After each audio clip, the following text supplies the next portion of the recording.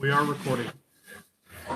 Great, thank you so much, Mr. King. This is the meeting of the Comprehensive Land Use Plan Committee on June 14th, 2022. We have a meeting and we have a quorum and I call this meeting to order at 8:41 a.m. Mr. Price, can we start by taking attendance? Absolutely. Brent Rubin. Here. Deborah Carpenter. Here. Dustin Bullard. Here. Jasmine Anderson. Jennifer Rangel. She will not be participating based on conflict of interest. Okay. Jerry Hawkins. Here. Kristen Nightingale. Here. Linda McMahon. Here. Lynette Aguilar. Matt Houston. Peter Goldstein. Here. Roy Lopez. Here. Great, thank you so much, Mr. Price. Today, the only item on our agenda is the West Oakcliff Area Plan update. And before we get into the briefing on that update, we're going to take comments from the public. And City Hall is especially booked up today. We weren't able to get into the council chamber or the briefing room. So we are in a little bit of a unique setup. We're in the planning and urban design offices, and the members of the comp plan committee are in a conference room. Members of the public are in a separate room with a video feed. So when members of the public who are here to speak in person, when it's their turn to speak, they will come in to the conference room where the committee where the committee is and deliver their public comments from there. And I'm going to read out the names of not just the speaker who's up right away, but the upcoming speakers so we can queue everyone up and keep this process moving smoothly. And because of the number of speakers today, we're going to give each speaker 2 minutes to speak. So the first speaker on our list is Geraldo Figueroa. The next speaker is Carlos Rivera, and the third speaker is Daniel Valdez. And we also have a translator here in the building able to translate from Spanish for anyone who would like it. So let's go ahead and hear comments from Mr. Figueroa and also get Carlos Rivera and Daniel Valdez lined up. Chair, do you need me to time or? If you wouldn't mind timing, Mr. Price, that would be fantastic. Do I just let them know in 2 minutes? Yeah, I just have the buzzer go off after 2 minutes.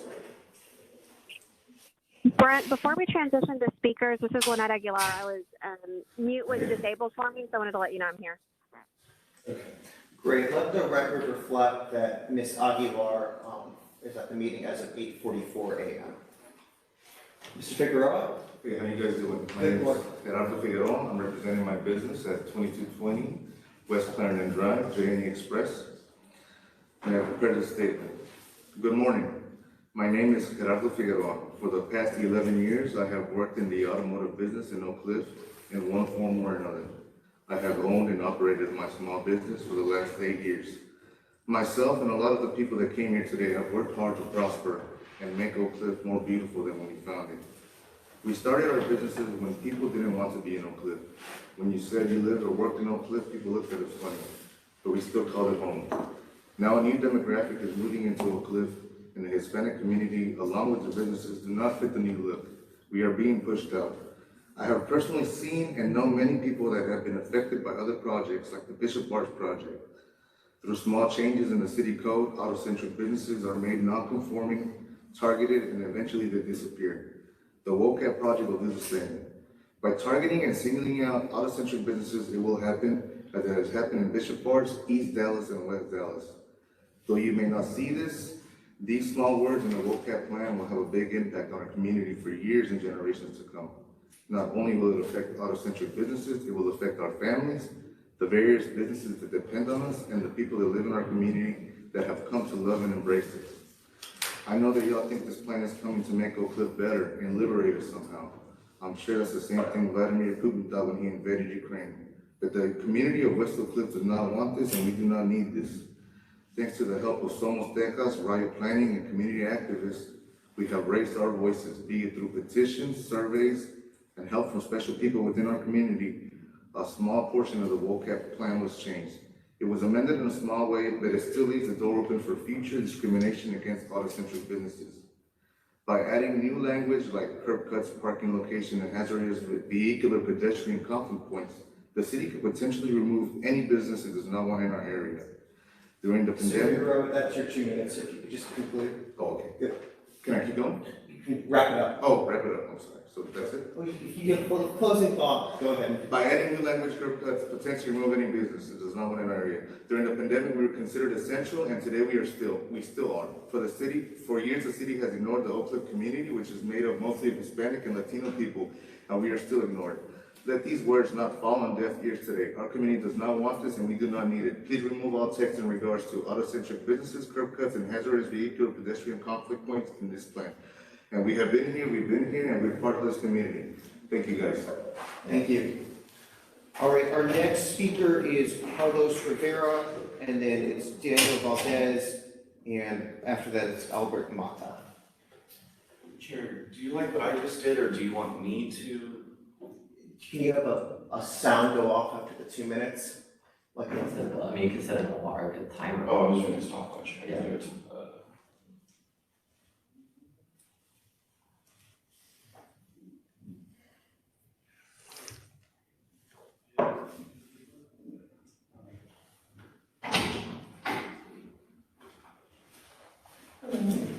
Mr. Rivera? No, I'm Albert. Is Mr. Rivera or Mr. Valdez? They're not here yet? They're not here, okay. Great. Mr. Mata, 2 minutes. Hey, thanks. My name is Albert Mata. I am a board member with a nonprofit organization called Somos Tecas. We've been doing a lot of civic engagement around the Vocab plan. So the month preceding May 10th, the deadline for public comment on Vocab, we engaged in a campaign to survey the neighborhood bounded by Clarendon, South Edgefield Avenue, Tyler Street, and the Dark Line. That's called South Edgefield. We provided those neighbors with a survey, and I have an attachment here, or a list of emails that we communicated with the city for your reference, where we gave them a survey of the list of housing types described from the West Oakcliff area plan with images directly from the plan itself, and we asked the neighbors to give us a vision of their neighborhood. We did this work diligently and with intention not to skew any responses. We dedicated hundreds of volunteer hours to do this, and we compiled the results, made a fancy PowerPoint deck, and sent it to the Vocab task force and city staff. Unfortunately, the city staff have made it clear that they will take the survey results we delivered with a grain of salt. We believe this is euphemistic language that covers up a historical trend of invalidating our community's voice and our opinions, especially when that community has been filled with people of color, mostly Hispanic and Latinos. And this part of Oakcliff, this part of Dallas, is the most Hispanic Latino part of Dallas. That was in 2010, that's still the case in 2020. Essentially, our survey found that we got 33% of households in that area that I outlined earlier involved. The city's benchmarks are maybe 1 to 2%. So we blew that out the water, but they still don't really want to take that community's voice into account. Of those people that responded, 77% said they wanted only single family and ADU type land uses. The plan does not currently reflect that.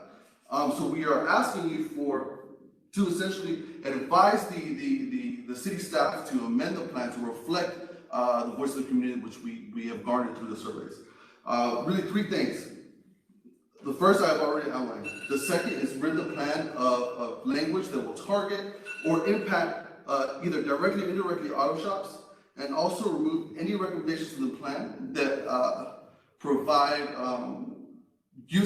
land use changes in areas west of Ravine, which we agreed with the task force. Thank you, Mr. Mata. Thank you. And one quick clarification, was this document for us? Yes, we have several more. They can come in through another speaker. Just so you understand, once you submit it to us, it becomes part of the record. It's been public record. It's been sent to the city staff, so if you take note of the email addresses there. Thank you. Thank you. All right, our next speaker is Luis Luna, and after that, George Rivacalba, and after that, Hugo Loera.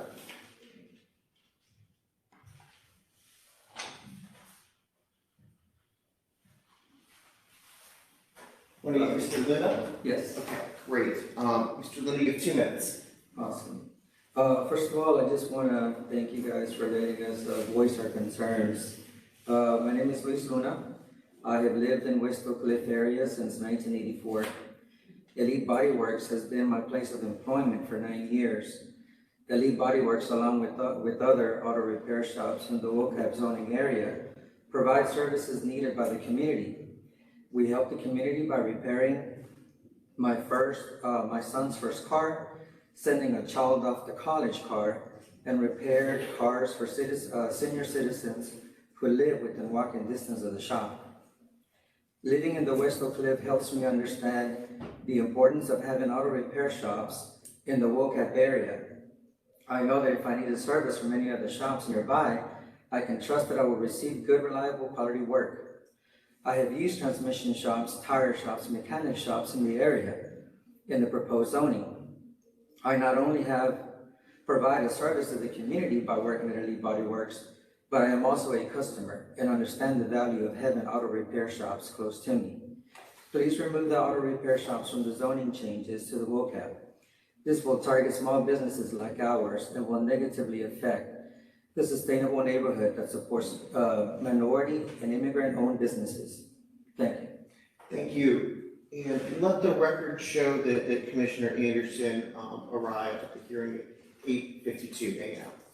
Thank you, Mr. Luna. All right, our next speaker is George Vilcalba, followed by Hugo Loera, and then Victoria Farrell Ortiz. And it looks like Ms. Farrell Ortiz is online, so we'll need to promote her to a participant once her time comes up. Good morning, you, Mr. Vilcalba. Yes, my name is George. We'll start with your name and address for the record, and then you've got 2 minutes. I'd like to thank you for hearing us speak today. My name is George Vilcalba. I am owner and CEO of Elite Body Works. My residence is Elite Body Works, so I'm going to go ahead and start my statement. I have been. Sorry, George, could you just let us know your address, please? Yes, I'm at 702 West Belknap Street in Ennis, Texas. So I have been a business owner since I opened Elite Body Works 9 years ago. The shop has grown from 2 people to 5 employees now. Growing along with the shop, I am now a responsible business owner who is able to provide for my family and my employees' family. The ties with the community have grown throughout the years. We have also worked on people's vehicles around the neighborhood. We offer all sorts of services for them. We also support our small businesses in the area. We use the tire shops, we use some alignment shops, we use mechanic shops as well to help us out with the repairs. So if y'all could please remove the repair shops from any hidden means from the West Oakcliff area plan. I really do appreciate it, and I really hope to continue my business. Thank you so much, sir. Mr. Chair? Yeah. Can I have a question? Sure. Yes.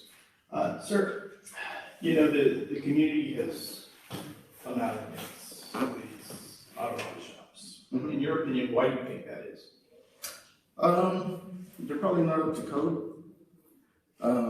I can speak for my business. We are. I actually tried shooting water-based. It works. It's just a little bit more money.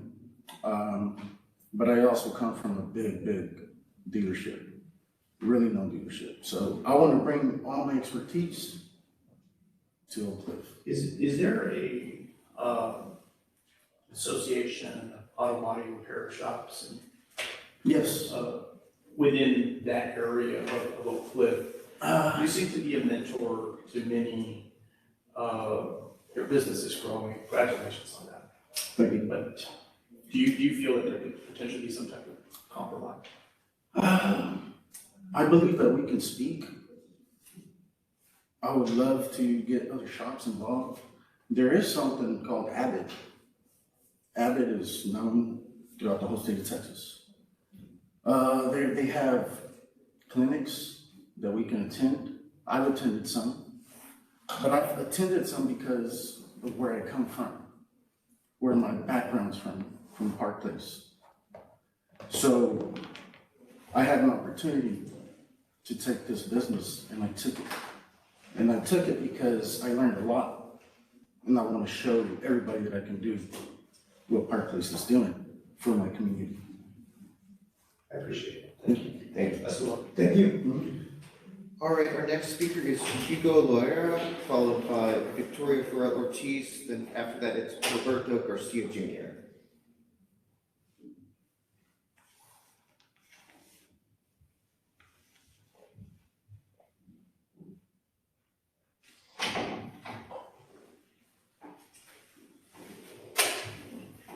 Morning, you Mr. Loera? Yes, sir. Great, if you could just start with your name and address for the record in about 2 minutes. All right. Good morning. My name is Hugo Loera. I am representing my tire shops, Sunday Tire Shop on 1153 Southampton Road. I am second generation from my business running it. We started in '92, and we have been a big part of the community ever since.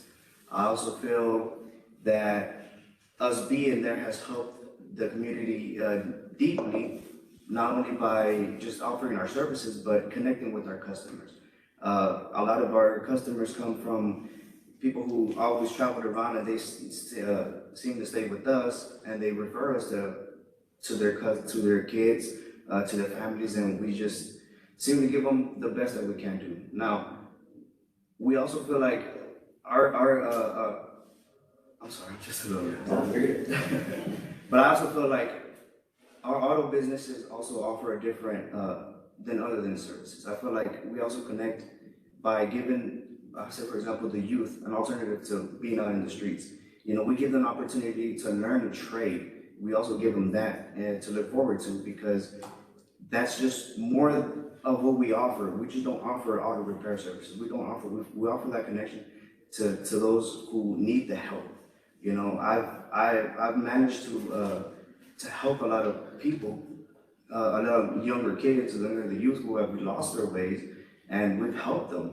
You know, we've helped them, give them an opportunity to learn something different, other than just, you know, if they don't know how to go to college or this and that, but we offer them a trade. We teach them how to use their hands and give them an opportunity to give something back to their people, to their community.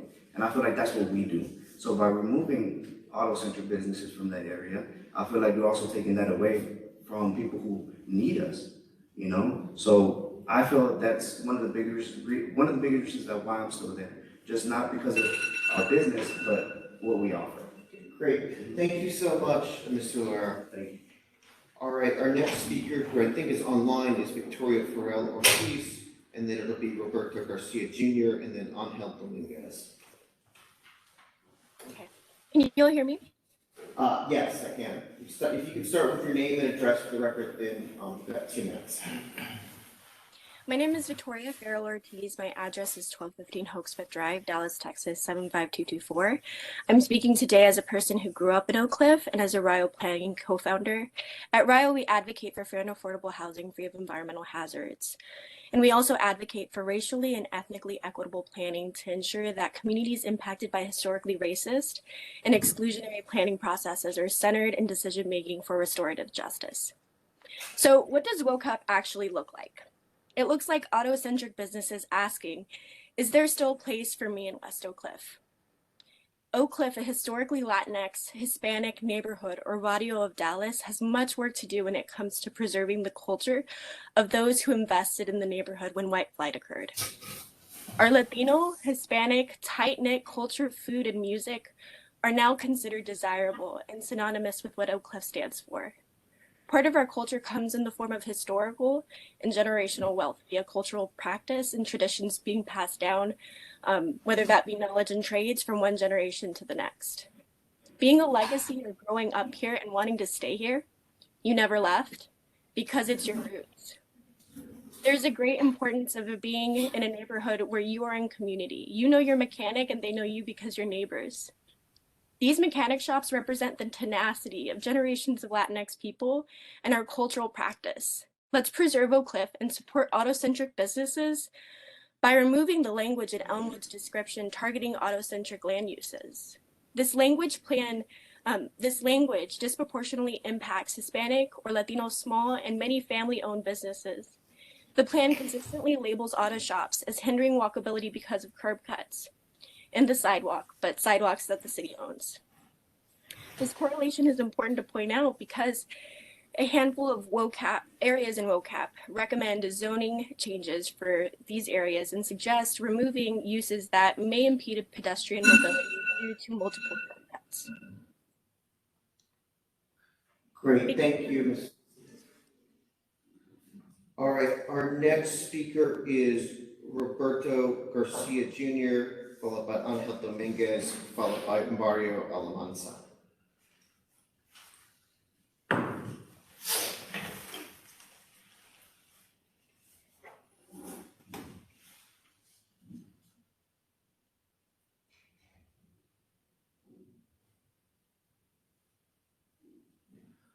Maybe make a mention that if someone's next in line, there are chairs provided. I'm not sure if that's Great. Yeah, and if you are next in the order to speak, there are chairs outside of the meeting room where the committee is.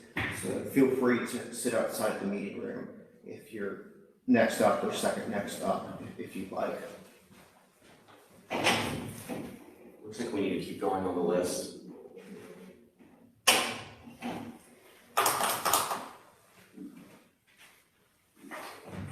Chair, how many speakers do we have?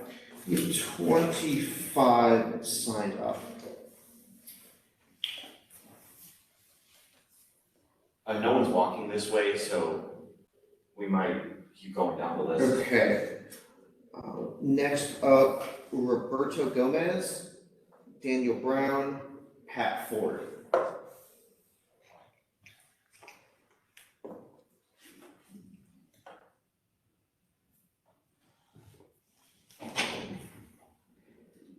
Hello.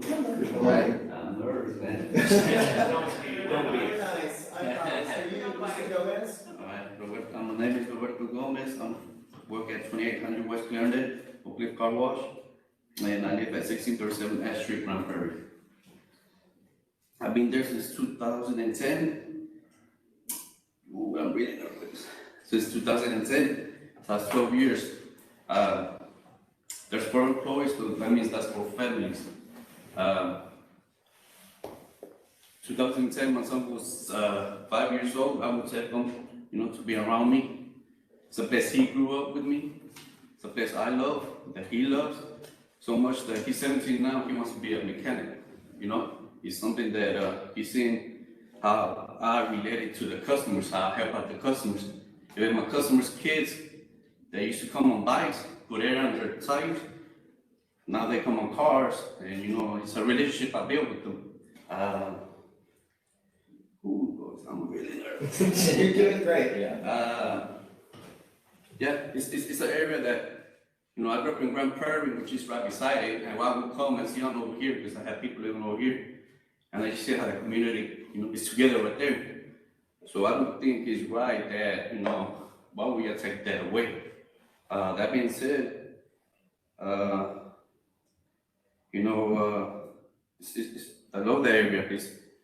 I wish I would have grown right there because it's a nice community. Everybody helps out everybody. That's one thing I noticed since I'm being there.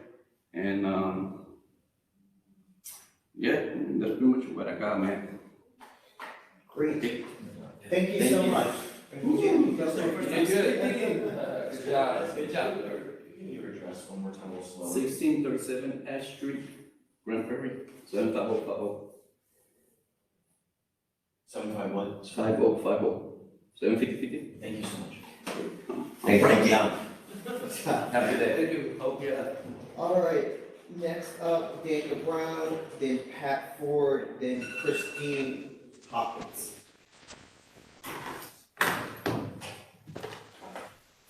Note that number 17 is a redundancy. Victoria's already spoken. Oh, perfect.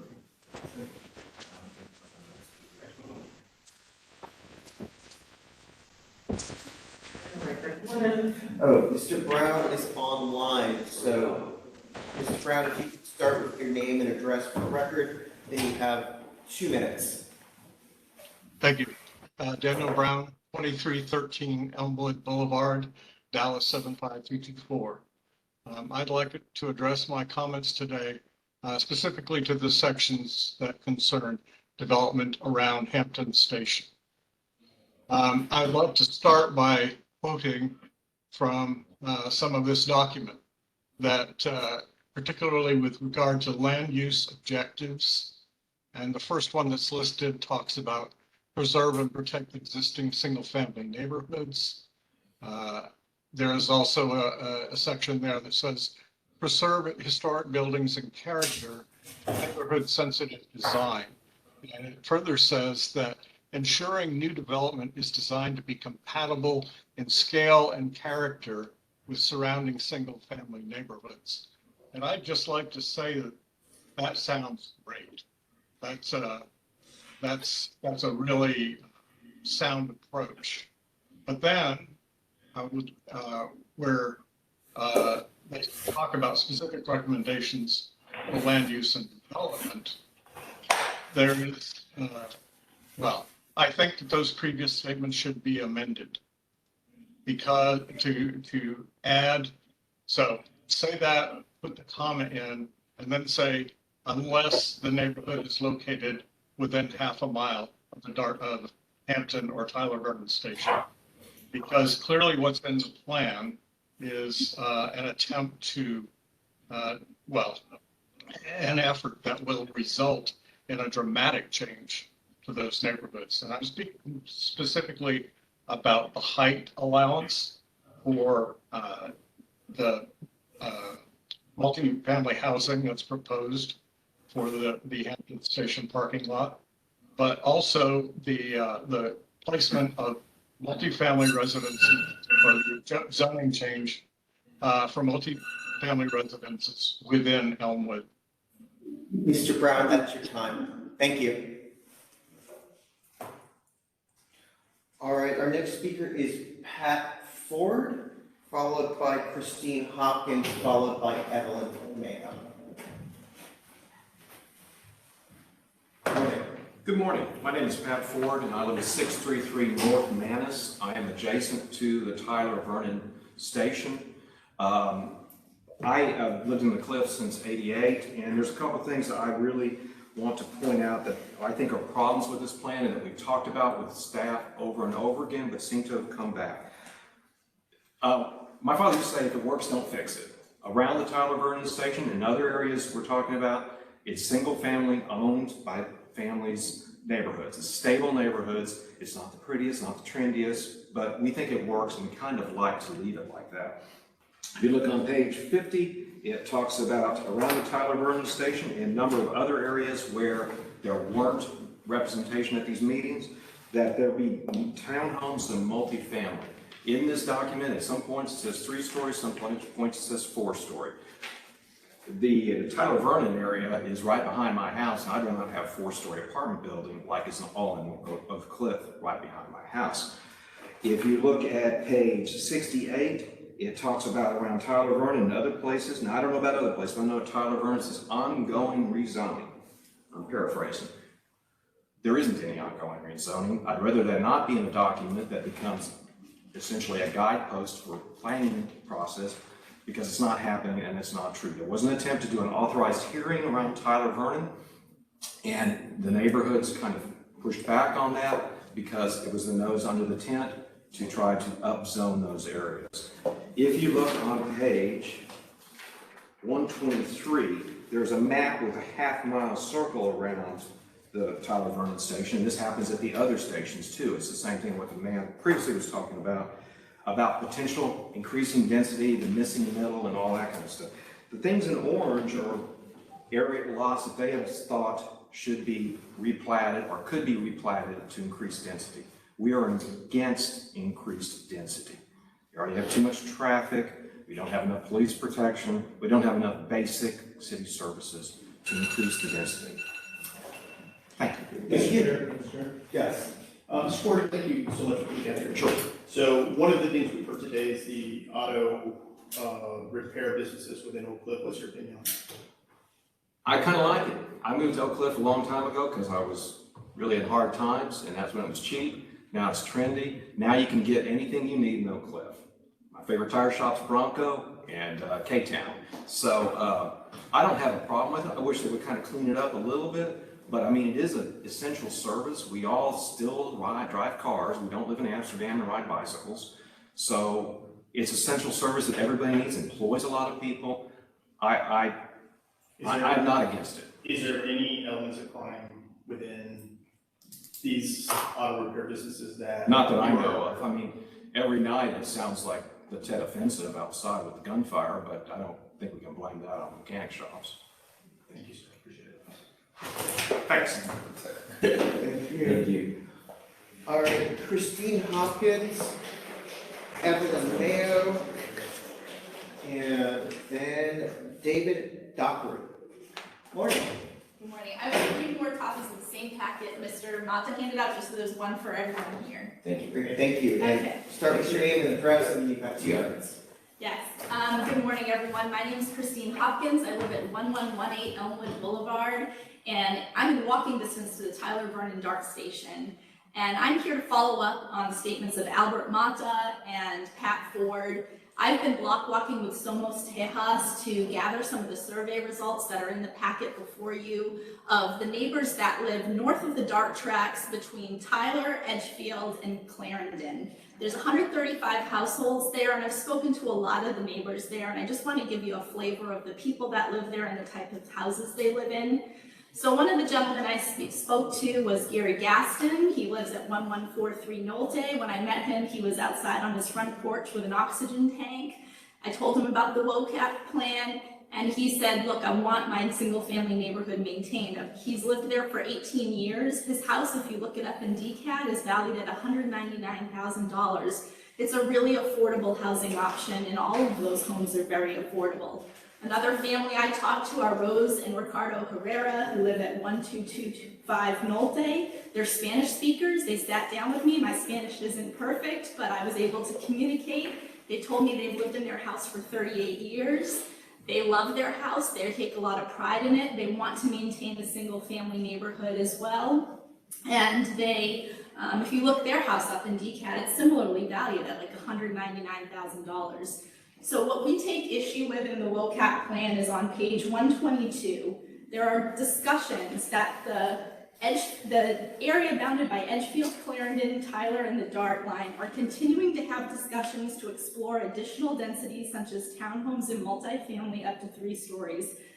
I strongly believe that needs to be deleted from the plan. It does not reflect what the neighbors want. We got a 33% engagement rate, and 77% of the people there want single family. That needs to be deleted. It's not what the neighbors want. Thank you. Thank you.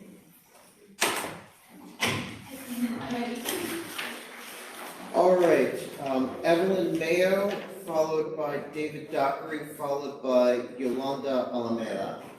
Morning. How's it going? Good, how are you? Good, thank you. Can I get started? Oh, yep, start with the name and address, and we've got 2 minutes. Great, so my name is Evelyn Mayo, and I live at 7732 Village Trail Drive, Dallas, Texas, 75254. I'm here on behalf of Rio Planning, a nonprofit planning organization based in Dallas. Today I'm speaking in support of the auto repair workers and owners within the West Oakcliff area plan boundaries in their request for the removal of the language in the plan that would make their shops non-conforming uses. This language disproportionately impacts Hispanic or Latino small-owned businesses and demonstrates a clear equity concern. Despite including language in the draft that the intention is not to amortize the shops, that has no legal bearing on the ability of the city or individual to pursue amortization in the future. The city has a track record of going after non-conforming uses such as auto repair shops, car washes, and other small businesses in areas slated for economic development. Our fear is this would be the same. Many of the auto repair shops represented today have already had to relocate in the past from neighborhoods like Bishop Arts, West Dallas, and East Dallas.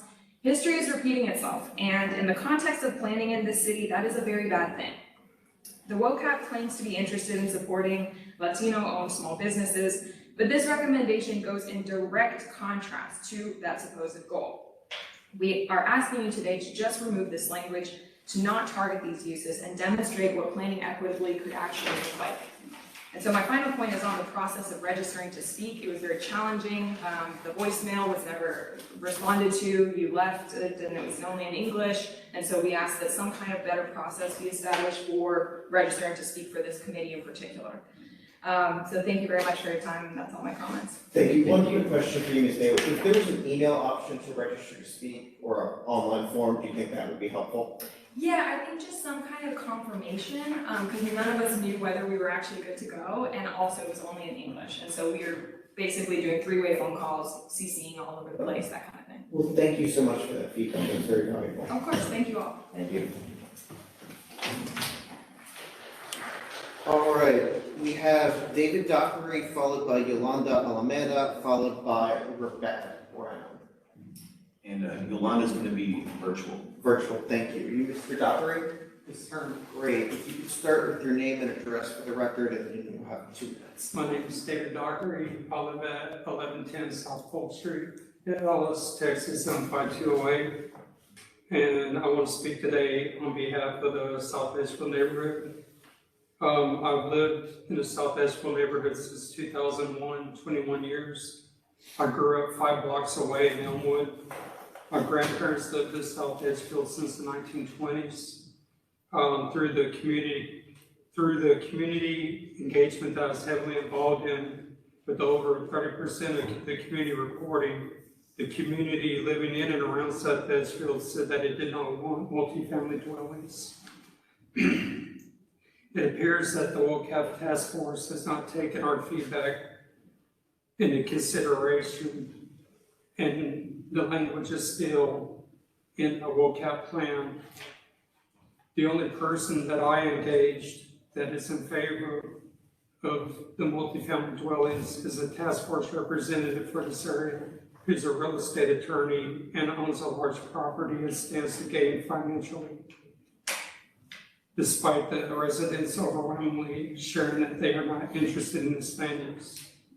Please remove this from the area plan.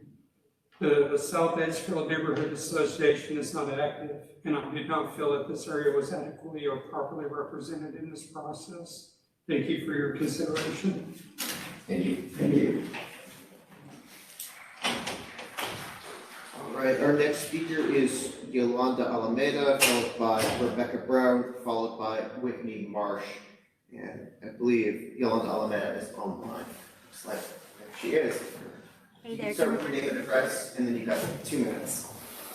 can everybody hear me okay? Yep. All right, wonderful.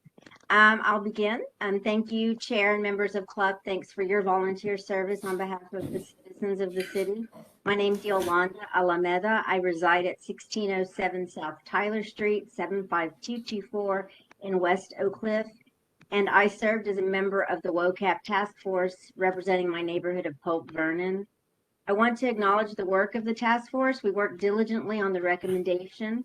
Many of us collaborated with other community volunteers, specifically Somos Tejas, who provided time and financial resources to block walk in every neighborhood throughout Vocab and to inform neighbors and to get their feedback. So you've heard about a lot of that. I'm going to start with my recommendation, so I make sure to get to the stuff and then make any commentary or answer questions. After reading the final draft plan, I feel like there are inconsistencies in the narrative developed by city staff as related to the actual recommendations that were approved by the task force. So I was only going to speak about Tyler Vernon, but I do have comments about auto-centric businesses. So specific requests are the following. I will request that the narrative on page 122 related to multifamily and townhomes be removed to reflect the actual recommendation on page 125 and recommendation 1A for Tyler Vernon on page 132.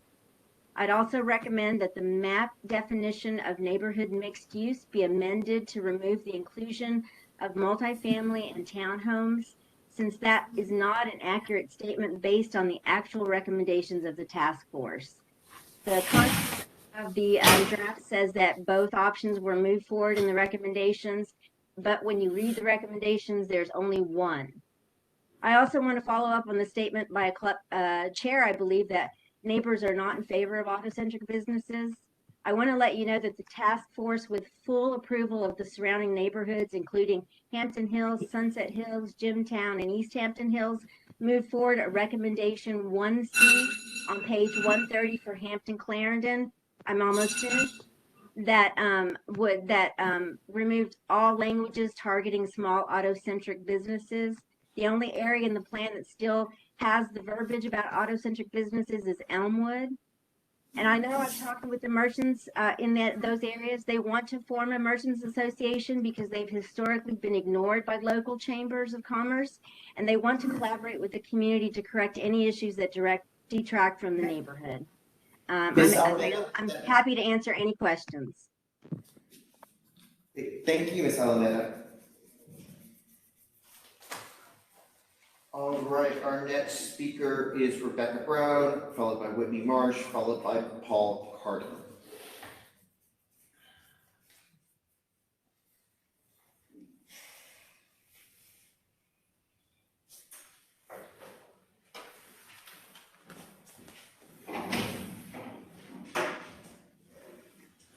I'm not seeing anyone. Okay, after that, it's Guadalupe Rios, Juan Morales, and Mary Barras. I think some of those individuals may be online. Okay, let's take a look at our online attendees.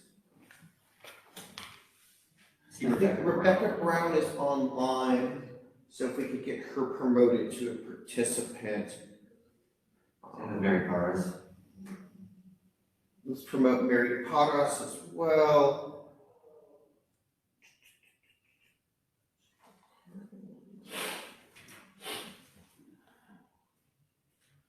All right, if we could promote Rebecca Brown and Mary Barras to participant, and then we'll hear from each of them.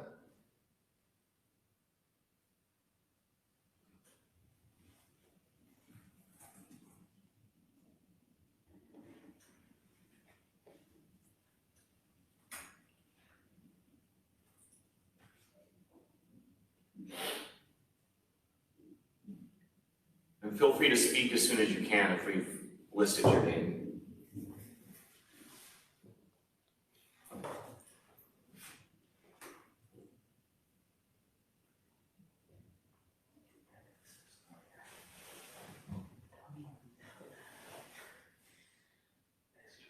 Let's try it.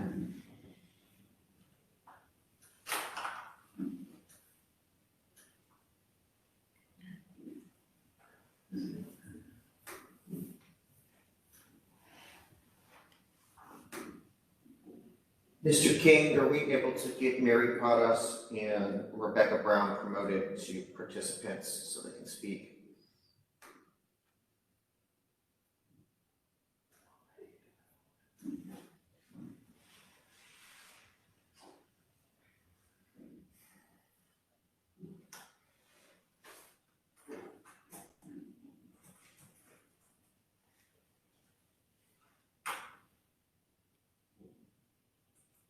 All right, it looks like Rebecca Brown's been promoted. You'll need to turn on your camera in order for us, there we go. All right, Ms. Brown, I think you're muted, so whenever you're ready, unmute, and then you have 2 minutes, so please start with your name and address. Okay, can you hear me? Yes, you can. Okay, I'm Rebecca Brown. I live at 2313 Elmwood, Dallas. I followed Vocab for several months. One statement I hear frequently is it would not be as profitable for DART to build a 2-story multifamily structure at Hampton Station. It needs to be 4-story. I do not think Elmwood is responsible for DART, but if we are, I would also suggest DART look at Forest Lane, White Rock Lake, and Inwood. Those stations have even larger parking lots than Hampton. Hampton Station is not that big. But I'm for development. I love the idea of a 2-story structure. I think that would blend with our neighborhood. If you really want to preserve our neighborhood, you will keep the height of the structure to 2 stories. The closest 4-story development on Hampton Road is 6 miles away. It's not in Elmwood. It's not even in Vocab. It's at Comfort Inn down on Hampton, 6 miles away. So please remove any approval of a four-story structure. Also, please think about the fact that our police are, we're diminished right now. We don't have as many police. Gunfire's wild. So be careful what you develop unless you can support it and protect it. And I too am for the auto supply people to be here, and I have no problem with any of them. I love the people in our neighborhood. That's it. Thank you. All right, were we able to promote, I see Mary Paris promoted as a speaker. Can you turn on your camera so we can hear from you? Folks in Austin require that these days.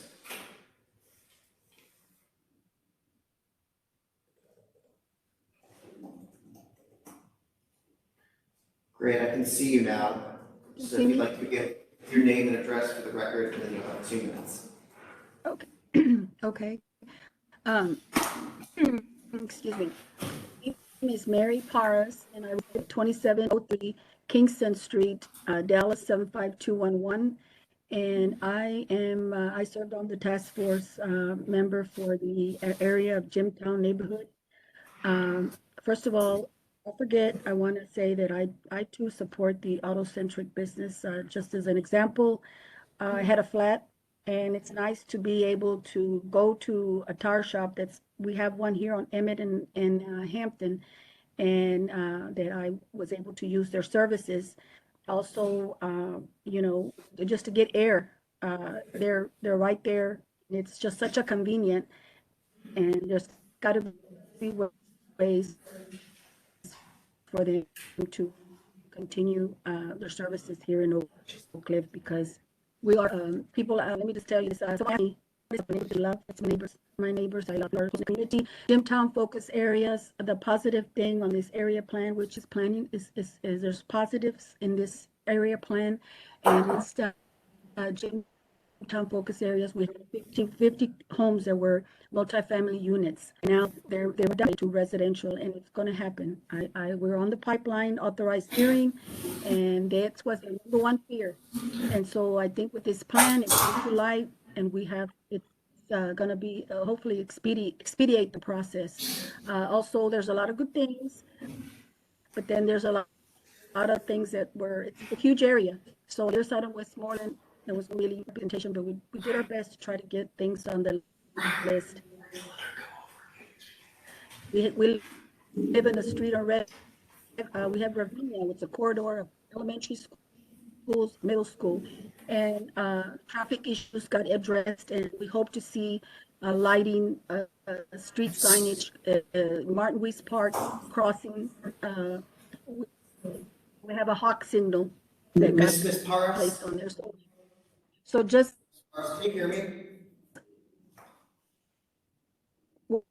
Well, West Oakcliff area on our side was always left out. Yes, sir. Yes, I can hear you. Can you hear me? We're having a lot of trouble with the connection. I'm not sure if it's on our end or your end, but we've missed about, I'd say, 50 to 75% of your comments here in the room at the committee. Are you able to move to maybe a different location in your home where you might have better service or something like that? I can try. I can try that. Okay. Hold on. I'm sorry. I just don't have the best question. Understood. Why don't we circle back around to you in just a minute? Okay. So if you can work on, see if you can find a little bit better connection. In the meantime, is there anyone that we have skipped? I'd say go back to 21. 21. And let's start from that point. Okay. Great. Is Whitney Marsh present? Yeah, I think she's here. Online? No, I think she's okay. All right. Then we'll hear from Whitney Marsh. My understanding is that Whitney's here in person. And then it would be Paul Cardin and Guadalupe Rios. Paul is here in person for sure, so I see him. Okay. Whitney or Paul, either of you here? Come on.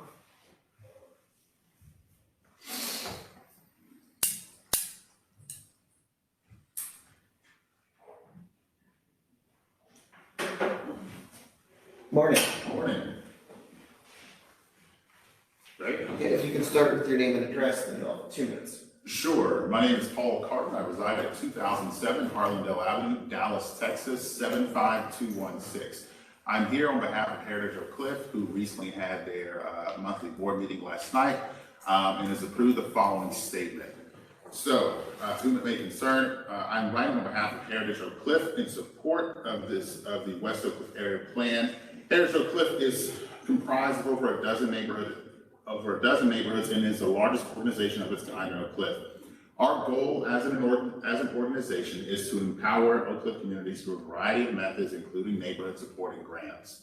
While we can't say that the West Oak Cliff plan is perfect, we do believe that the process and ultimate result is a significant improvement from where we began. This was achieved through the following. You've had numerous neighborhood meetings throughout the course of more than a year, many of which are bilingual, online, in-person, and hybrid meetings to accommodate as many participants as possible, this being an example. Driving tours with task force members to show various types of development. The recommendations of new types of zoning overlay to convey the unique desire and character of West Oak Cliff communities.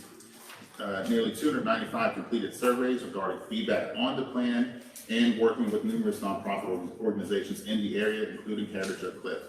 You may notice that we are not writing in support of any specific policy, and this is intentional. As stated above, our goal is to empower local neighborhoods in achieving their individual goals. By having the extensive, if imperfect, amount of engagement that this process has had, we believe Vocab largely reflects and balances individual neighborhood goals in a comprehensive manner. Now, with that said, note that not the balance of we're not saying anything in support of any one policy or another. That also means you should be factoring in the input you're receiving today. We support the process, right? But that also means that, as I believe, as a committee, you should listen to each of these individual neighborhoods. Thank you. Thank you. Mr. Carter, one quick question for you. Yes. I heard you say that Heritage Oak Cliff is not in support of any particular policy in Vocab. Are they in opposition to any particular policy in there either? We're in opposition where it comes in opposition with neighborhoods. So if you're hearing from neighborhoods that they want, for example, for or against auto-centric businesses, then that kind of implies where we stand with it. We help empower the neighborhoods. We are not here to say our voice as if we're a neighborhood ourselves. We just help them go where they want to go. Understood. So not to put words in your mouth, but Heritage Oak Cliff is neither in support nor in opposition to any specific recommendation. It's just in support of whatever the individual neighborhood is. What the neighborhoods want in the process. Great. Thank you. Thank you. All right, let's give Mary Claus another chance, and you'll get a fresh 2 minutes since we had the connections issues. Okay, can you hear me? So far, so good. Okay, great. Okay, so anyway, I served on the task force for the Jimtown neighborhood area, and the one thing that was positive is that we got put on the plan for downgrading area of 50 homes to which are right now zoned as multifamily unit to a R7.5, which is what the neighbors wanted, and so we worked diligently to get that on the plan. And again, West Oak Cliff has been, off the radar for a while, and this plan highlighted all the needs. And I mean, there's a lot of work to do. It's not perfect, but we live in a corridor on Ravinia. We have 3 schools, a middle school, 2 elementary schools that were now are going to have a traffic study so that we had a problem with traffic, high speeds. And so all of this plan brought up a lot of things, and there's still a lot of work on the other side of Westmoreland, areas that didn't have any representation. We try to get as much as possible, but there's still a lot of work. And I am in support of the auto-centric businesses. As I said earlier, I had a flat tire. It's nice to have somewhere you can go in your neighborhood to get a tire flat fixed. We have one on Emmett and Hampton, and they've been there for years. And if you need air, the service is excellent. And so there's got to be ways to protect them and keep them in the neighborhood, because that's what we have such a diverse neighborhood. There's so much culture, and we need to conserve that as well. And someone asked me, what is it that you like about why do you live in I've been living here for 30 years in Oakcliff, and what is it that you like? I like the neighbors. I have the best neighbors and access to all kinds of we have access to everything. And our neighbors are property owners. They've been here for generations. It's just a lot of history here. And so with this plan, it just brought up a lot of things, and that were positive and some things were left out, but please, we just got to keep our culture, our beautiful, diverse culture in West Oakcliff, but we need amenities in the streets. And this is what this plan took into consideration, some, not all, but we've got things in the radar and in the pipeline. Great, thank you so much, Ms. Paras. And I understand you said you live in the Jimtown area? Yes, and that is Clarendon. It's let's see, it's Clarendon, Hampton, Wright, and then it comes up to Ravinia. It's like a big square, and it's one of my neighbors. He's passed away. He said, Mary, he said this area was Jimtown way before, in the 1900s, and people still we met some neighbors that still, older seniors that still refer Clarendon as Jimtown Road. So we have a history here in this pocket, in this neighborhood, that we wanted to preserve. Okay. I've got a quick question for you about the Jimtown area. One of the recommendations there is to rezone the part that's multifamily to single family. Does that? Yes. And I understand there is some existing multifamily in the multifamily zone area, although it's predominantly single family. Is that? Yes, the predominantly residential, and that for some reason they I think it was in the 1980s that building was formed. That building, we don't know how, all that. That's all I know. But my neighbors that have been living there, they're terrified. And this started years back when Mr. Griggs was in office, I believe, that was brought up, and then Mr. West, carried it forward, moved it forward for us. But yes, helped. And so they were terrified that they were going to have all kinds of multifamily, developers coming in. And sure. This is important. It's very important.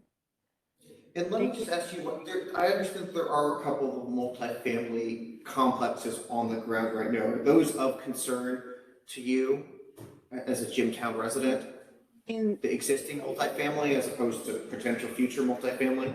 Well, the ones I think it's on Brandon. There's a apartment building there that's been there for I think since the 80s. I mean that's been there. It's kind of hasn't been kept up, but the neighbors, I mean, it's been there for a long time. I don't know if there's been any crime or anything like that, but they just, that's all I know, is that they want it to be residential in their area. Okay. Great, thank you so much, and thank you for your service on the steering committee. All right. Let's just run back through our speakers list real quick to make sure that we haven't missed anyone. And Chair, I know of two names that are out there ready to go. Great, let's get them in here now. Ruben Perez and then Vanessa Saldana. What numbers are these? Are new numbers. Call them 26 and 27. Great, if we could get Ruben Perez and Vanessa Saldana in the room with the committee to speak, that would be great.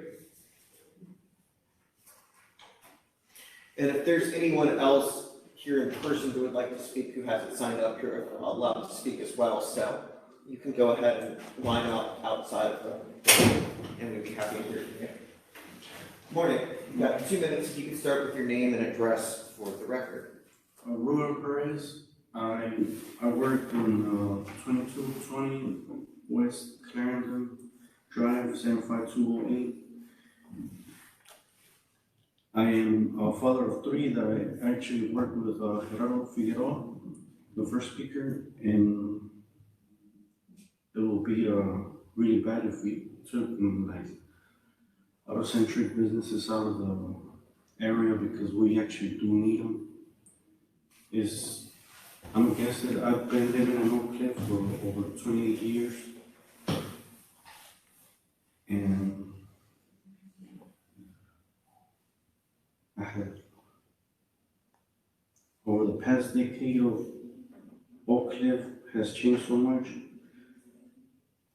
It seems every week a developer is tearing up our neighborhoods and making new condos and apartments. I've seen the city alone with developers start to gentrify and destroy the Oakcliff I love all my life. Now most of the small Hispanic businesses that were in the Bishop area arts are gone, and the West Oakcliff area plan will expand with Bishop Arts started. Our community is under attack. Most of the Hispanic community doesn't even know what West Oakcliff area plan is and has never heard of it.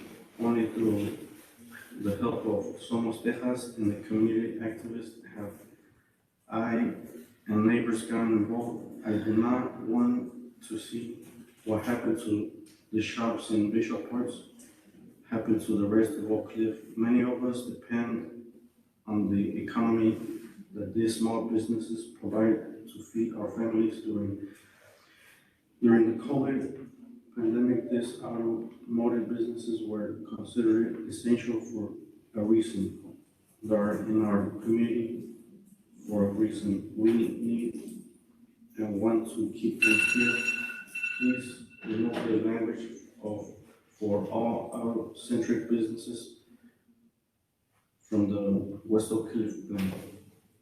Great, thank you so much, sir. All right, our next speaker is Vanessa Saldana.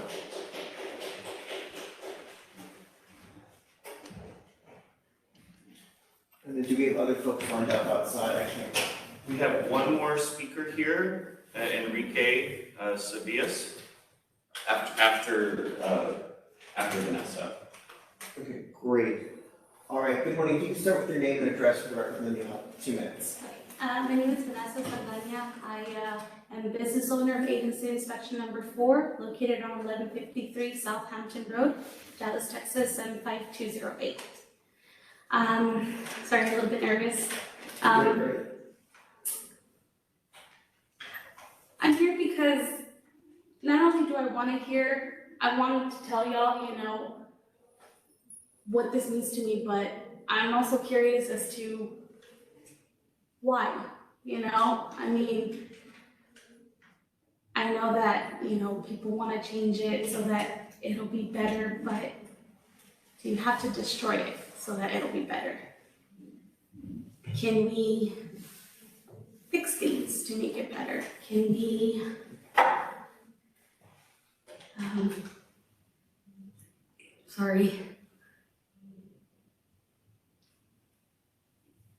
can we fix what's already good? I've grown up in Oakcliff my whole entire life. I didn't expect to be in the automotive industry. It wasn't what I thought I was gonna do. But my life brought me to this, and I wouldn't change it for the world. I have been a business owner for 6 years, and I can't see myself doing anything else. I can't see myself anywhere else because of my community.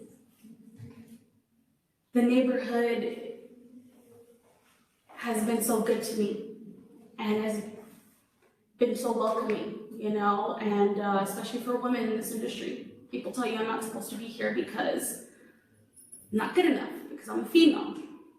I feel like that's what I'm hearing now about wanting to get rid of the automotive industry in Oakcliff.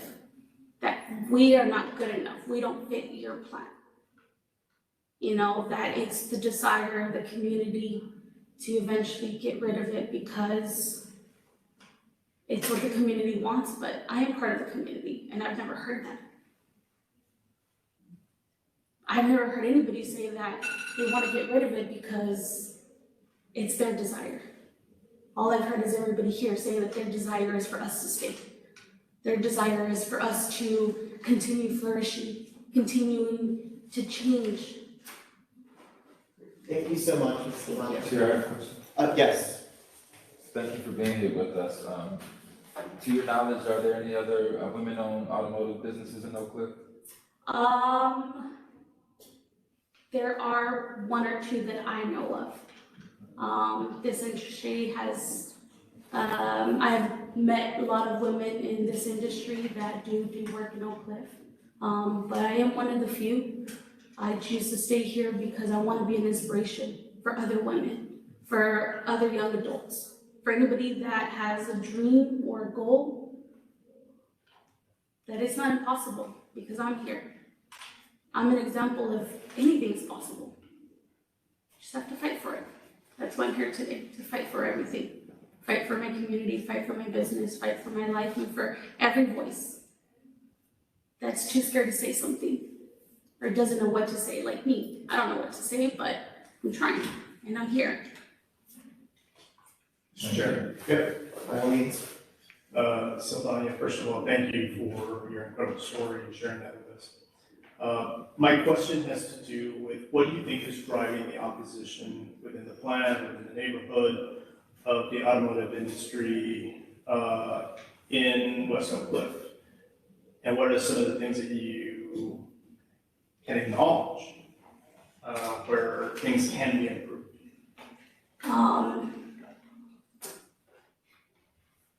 Really, if you want to improve stuff there, improve the streets a little better. Improve the what? The streets a little better, you know. I did read that, you know, they considered to rezone for curb crashes, which would initially affect automotive shops. I've been where I'm at 6 years, where the curb doesn't affect any industry, it affects drivers. I can tell you 2 to 3 cars a week get a flat tire because of that spot. They've tried to get the city to fix it. They kind of fix it a little bit, but then it happens again, over and over. You know, you're trying to change this industry, these automotive shops, but you can't even fix a small little curb that affects just drivers in general, and that's in my area. You know. Going back and looking at your businesses holistically within West Oakcliff, are there things that you, as a leader in your community, would change about your industry that wouldn't drive opposition? We've seen opposition, obviously. It's documented in the plan. Are there things that the industry could do to improve their perception within the neighborhood? Can you word that a little bit differently so I can? Is there anything the automotive industry in West Oakcliff can do to create a better relationship with the neighborhood? Because there's obviously opposition. It's in the plan. Mm-hmm. Is there anything that the industry could do to improve their relationship with the neighborhood? I mean, of course, if we knew who were the ones in opposition, I'd definitely like to talk to them. You know, just like y'all taking the time to hear my voice, I would love to take the time and hear their voices and understand why they feel that way. Right. You know, y'all didn't shut me down, you know, you gave me a chance to speak. I'd like to give someone who doesn't believe in what I believe a chance to speak so that I can understand how they feel as well. Be open-minded, to have a better understanding. And in that, you know, you hope that they understand why, you know, my shop is there and why I'm fighting for it. And maybe they could have a change of heart. But the only way is to reach out to them and talk to them. Thank you. I appreciate your time. Thanks. Thank you. We have Enrique Savias and a translator.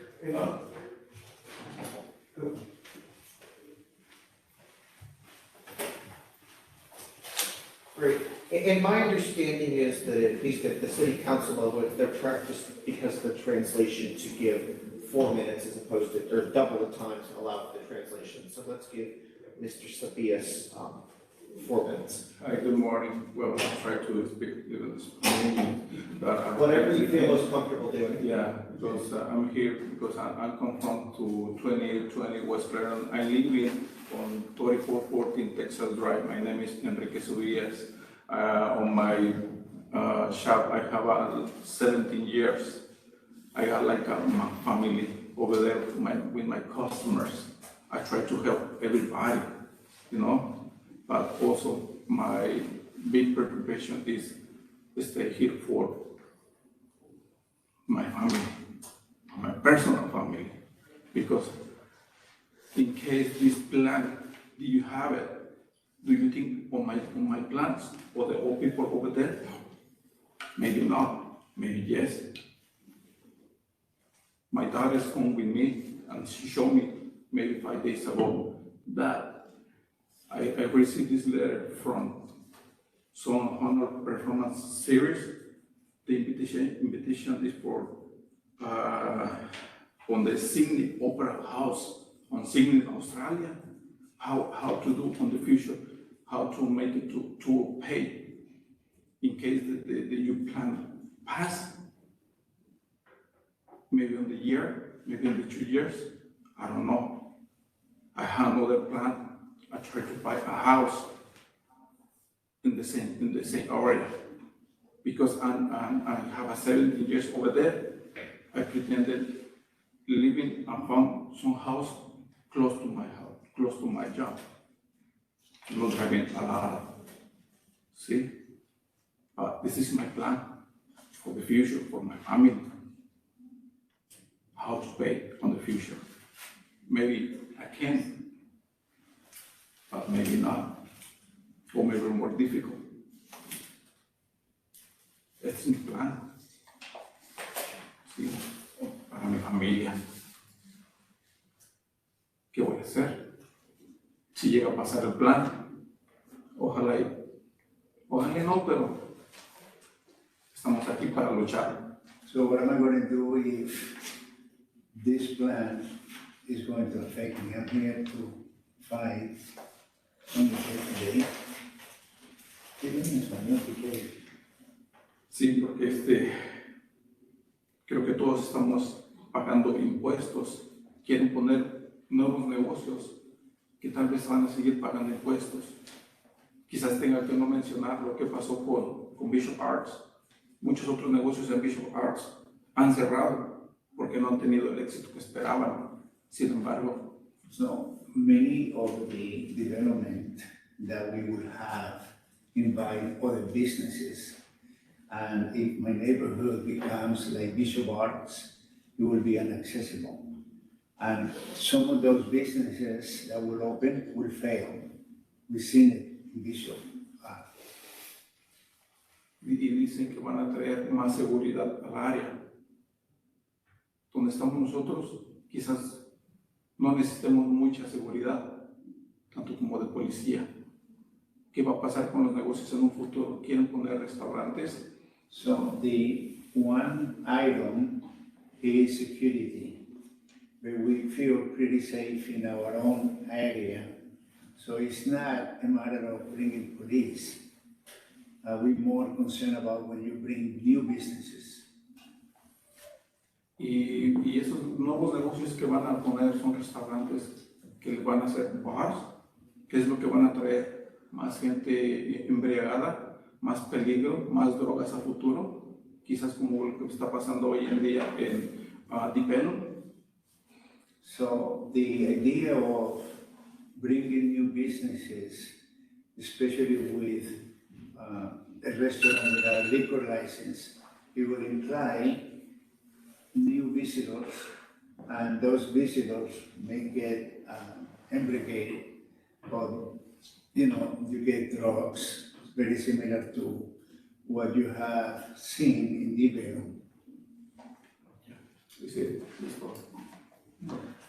Okay. Thank you, Mr. Costas. Okay. Thank you. Permiso. maybe just a final call for anyone because I think that's everyone we have who wants to speak in person. Let me just run through the list one last time to make sure that we have not missed anyone. I'll peek through the online as well. Carlos Rivera, Daniel Valdez, Roberto Garcia, Angel Dominguez, Mario Alamanza,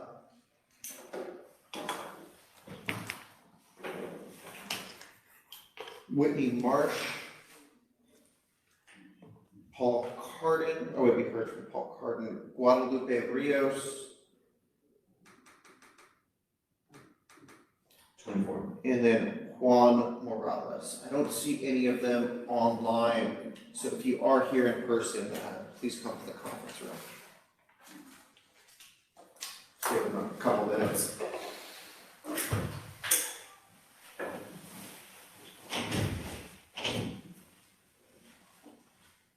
All right, that looks like it's everyone. We've been going about an hour and a half. Why don't we take a 5-minute break before we go into Mr. Church's presentation. So let's just plan to come back at 10:05 a.m. So we'll stand at recess until 10:05. Thanks. And we are back on the record, and it is now time for the West Oakcliff area plan update. So I will turn it over to Mr. Church. I can see his presentation on the WebEx. So without further ado, Mr. Church. Good morning, committee.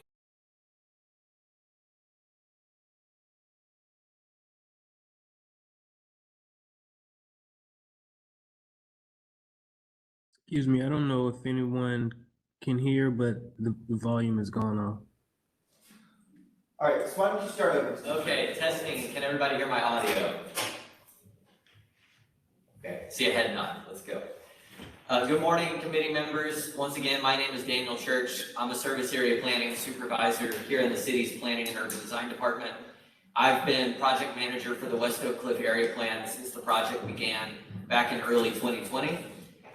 This is an update to the briefing that we conducted with this committee back in early March. Since that time, we've released the draft plan to the public, had a substantial engagement process to receive input on the plan, have made changes to the plan based off what we heard from the community, and are bringing an update of those changes to this committee at this time. So I'm going to start by giving a little bit of background on the area plan, just a little bit of context for folks who maybe weren't in the last meeting or just want a little bit of a refresher, and then I'm going to talk about the engagement and the survey that we did based off the draft plan, and then talk about the various changes that were made, focusing first on land use and then through the other sections, and then I'll talk a little bit about next steps. So just a refresher about the West Oakcliff area. It is about a 5 square mile area in the southwest quadrant of Dallas. It's generally bounded by Davis Street to the north, Tyler and Vernon to the east, Illinois to the south, and Cockrell Hill to the west.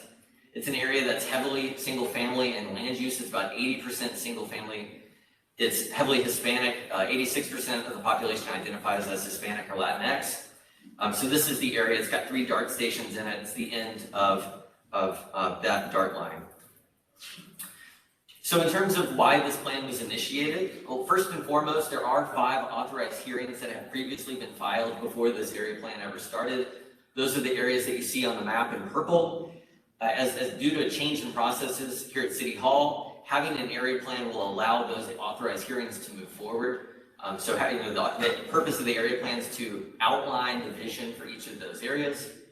Additionally, we know the growth that's occurred in North Oakcliff and in Bishop Arts. That growth and development pressure is pushing this way and has already begun to enter into the West Oakcliff area. So it's really important to have a land use vision for this area to protect the neighborhoods and the culture that does exist there today. And then lastly, this is an area that has 3 DART stations, as I mentioned. And so not only do we know that this is an area where developers are interested in developing due to transit proximity, it's also an area where, based off city policies around transit-oriented development, it's important for us to have a well-articulated land use policy. So the goal is really fourfold. One is to generate that land development vision, which is a future land use map, which I'll talk about here in a few slides. Second is to inform the rezoning processes for those authorized hearings, for potential future authorized hearings, and also for any individual zoning cases that come through. So the future land use map is really critical into serving as a guide for staff and City Planning Commission and City Council. Also, it's important to capture infrastructure improvement needs, streets and park improvements, and any other priorities related to land use and land development. So as I mentioned the last time, and as some of the members spoke today, we do have a task force that was appointed by Mayor Pro Tem West. That's a 16-member task force that's met 16 times over the course of the last 2 years. They've been incredibly instrumental in influencing how and where we engage, serving as guides and support for working with the community, getting the word out, but also for helping to draft and shape all of the material that's in the plan. Every time that we heard from the community, staff worked to synthesize what we heard and work with the task force to turn that into action items. So I just want to thank them for their 2 years of hard work on this effort. So I touched on this last time. The task force identified 7 initial planning goals. That really served as a starting point to work with the community and engage the community to identify what's the area's values, what are the area's vision for their neighborhood, and then what we heard began to fall into 4 main buckets: land use and development, community development and quality of life, parks and open space, and transportation and infrastructure. So I won't go through the values and vision, but this just shows we had 5 key values in that vision statement for the area, and this really served as a foundation for the entire process. So for each of the 4 sections, there is a vision map. So this is the parks and open space section. So it highlights priority projects or initiatives that the community wanted to see, but then it also outlines the 4 objectives for each section. So for parks and open space, those objectives were create opportunities for smaller parks and parklets, leveraging public school sites as opportunities for open space, creating new and enhancing existing green linkages, and improving and enhancing existing parks and open space. For inclusive community development and quality of life, those objectives were to ensure neighborhood affordability, support local minority, immigrant, and women-owned small businesses, promote local arts and culture, and enhance safety through improved design of buildings in the public realm. For transportation, those objectives were prioritize new sidewalk construction and sidewalk repair, utilize urban design improvements within the public right-of-way to enhance safety and placemaking, construct new multimodal improvements, and evaluate traffic calming through street design. And then lastly, related to land use and development, the objectives, as we heard from some of the speakers today, were to preserve and protect existing single-family neighborhoods, promote transit-oriented development, create walkable neighborhood-scale mixed-use centers, and preserve historic buildings and character. And so the map that you see here is that future land use map. So as you can tell, there's 5 different colors on there. Those are place types, and I know that this committee is going to be really instrumental in working to shape the place types as a part of Forward Dallas. The goal for these place types is that hopefully they will fall right in line with Forward Dallas, and so this can just become a puzzle piece that fits into the future land use map for the entire city. And then lastly, we did identify 7 different focus areas. Those focus areas were, again, they're largely in line with the authorized hearing areas, the 5 authorized hearings I mentioned, as well as other areas that bubbled up from community engagement and from the task force. So those are areas like West Davis or the Hampton and Tyler Station areas, which are near transit and also have commercial corridors along them. So since the last time we met, as I mentioned, we have released the draft plan to the public. Whenever we met on March 8th, we released the draft plan the next day. That plan has been available for the last 60 days. We had an online survey and an in-person survey. We conducted multiple meetings. One thing that did come out of this committee back in March was concerns about translation. What we did was, not only did we have the full plan in English, we translated the first draft of the plan through online tools into Spanish. So we had both drafts fully translated. Additionally, we had an executive summary, which took the 150-page document and boiled it down to 28 pages. That lists all of the recommendations and all of the critical maps. We had that in English as well as in Spanish, and that was translated in-house by city staff and reviewed by the communications department to ensure its accuracy. So whenever we released the plan to the public, we did have a series of public meetings. We had a bilingual virtual meeting on March 9th. We had an in-person bilingual meeting at Martin Weiss Rec Center. Both of those we had great turnout at. We also hosted 2 bilingual pop-up events at local Hispanic-oriented grocery stores. At those events, we passed out surveys, let people know about the plan, answered questions, and just generally helped to spread the word and address concerns. We also mailed out 8,000 bilingual postcards through the DISD students in the area. So those were really intended to have children take them home to their families to notify, hey, here's what the plan is, here's how you can learn more, here are resources available, and tell us what you think. On top of all of that, city staff went and spoke at all of the neighborhood associations, helping answer questions and explain the plan further and getting input that way. So throughout the entire process, we had 14 different public engagement meetings that were hosted and led by the city. We had 15 other touchpoint meetings, so those included those meetings with neighborhood associations, those pop-up events. We did have some one-off events. For instance, we worked with some property owners along Clarendon Road to have a pop-up event scheduled to work with business owners and address their concerns and talk to them about the recommendations in the plan. So overall, we had almost 850 surveys, almost 1,000 people attend our meetings, hundreds and thousands of interactions on our online website, which was an interactive tool through a website known as Social Pinpoint. So overall, we had 7,800 touch points. And so just to define what a touch point is, that's surveys completed, attendance at meetings, unique online users who interacted with the plan online, and people who we engaged through our pop-up events. And I wanted to kind of highlight that because one of the more recent area plans that was adopted is the 360 plan for downtown Dallas. That's an area that's 30 square miles, so 6 times the size of West Oakcliff. They had, throughout that process, that 2-year process, they had 1,500 touch points.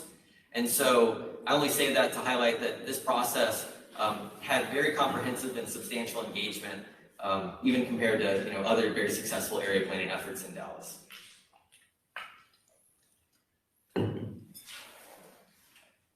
So whenever we released the draft plan, we also had a survey associated with that. The intent of that was to really hear from the community. What did we get right? What are you concerned about? What recommendations would you like to see changed?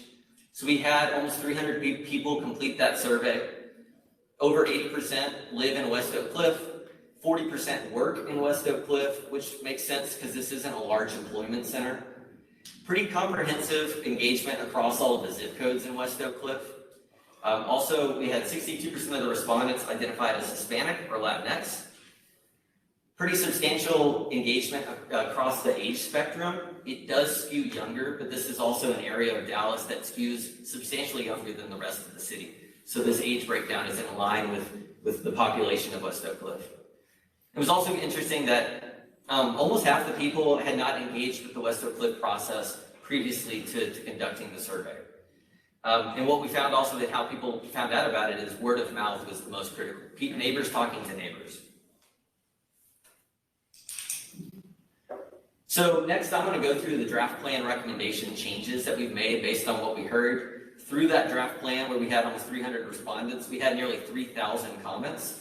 So staff went and reviewed all of those comments, synthesized all of that, and met twice with the task force to present all of that and go through each of the recommendations to identify if changes were needed. So for the future land use map, or for the future for land use and development, 4 recommendations were changed. 1, we did make changes to the future land use map that related to the area for urban residential around Tyler Vernon Station, as well as neighborhood mixed use locations along Westmoreland. And I've got that map in 2 slides, so I'll show that here in a second. On items number 2 and 3, something that kind of came out of this process based off not only concerns about affordability in the community, but also just a desire to see residential neighborhood style additional housing type options. So these are things such as accessory dwelling units and duplexes, is this idea of missing middle housing. What we know as staff and in working with the community and the task force is delivering that type of housing is extremely challenging based off our current code.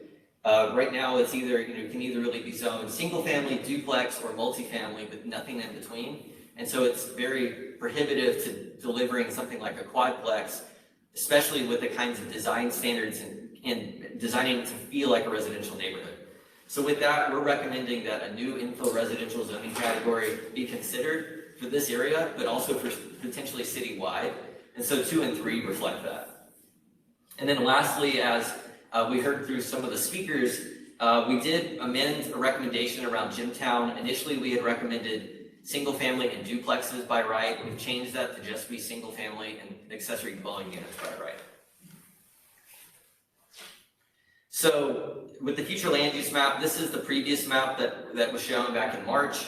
I've circled the areas that have changed. So what you'll see is the areas along Westmoreland changed from being neighborhood mixed use to now being commercial center, commercial corridor, and the area around Tyler Vernon Station changed from being urban residential to being residential neighborhood, and that was based off community input. So for each of the focus areas, we also asked people questions about what they wanted to hear.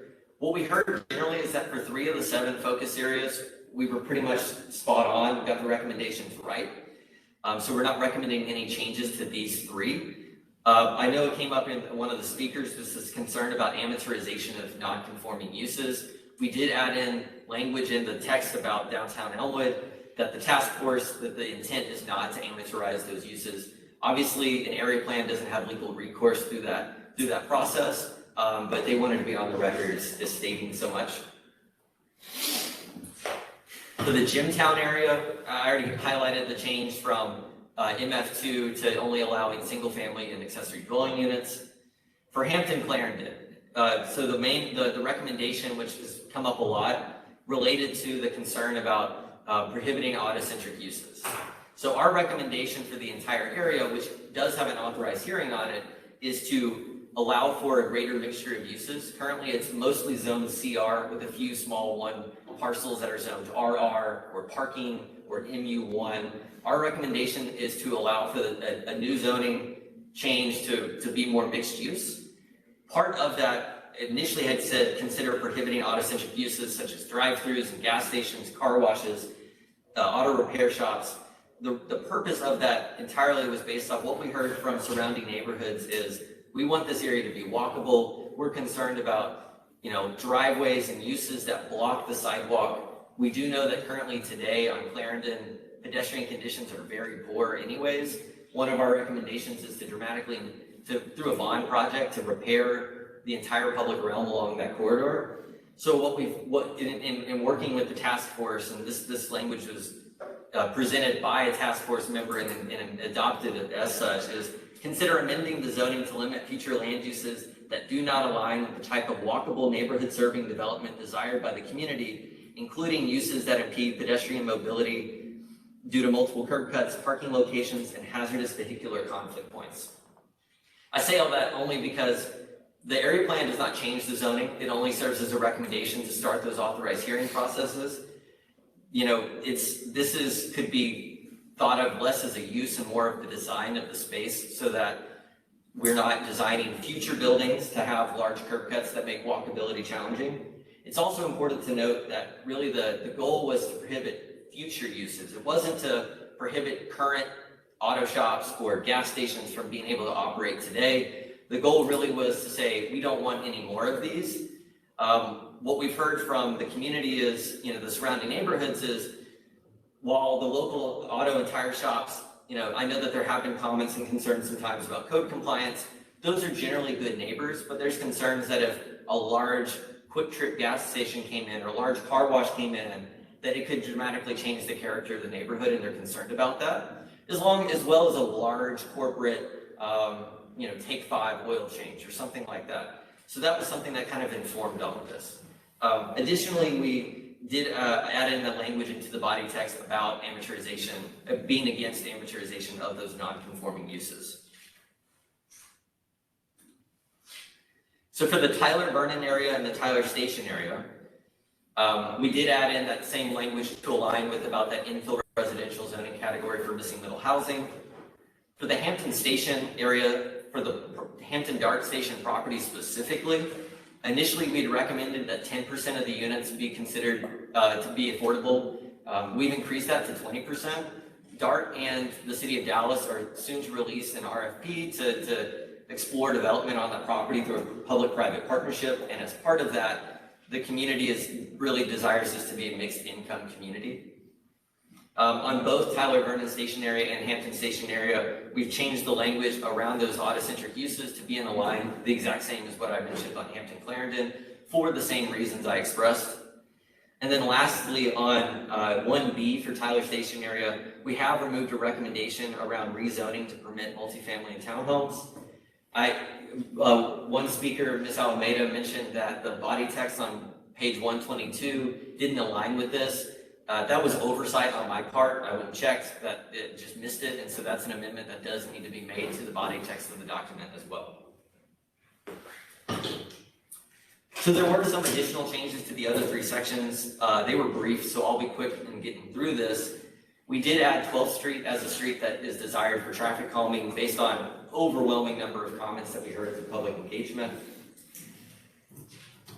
For community development and quality of life, we've added 12th Street on into the safety area as well.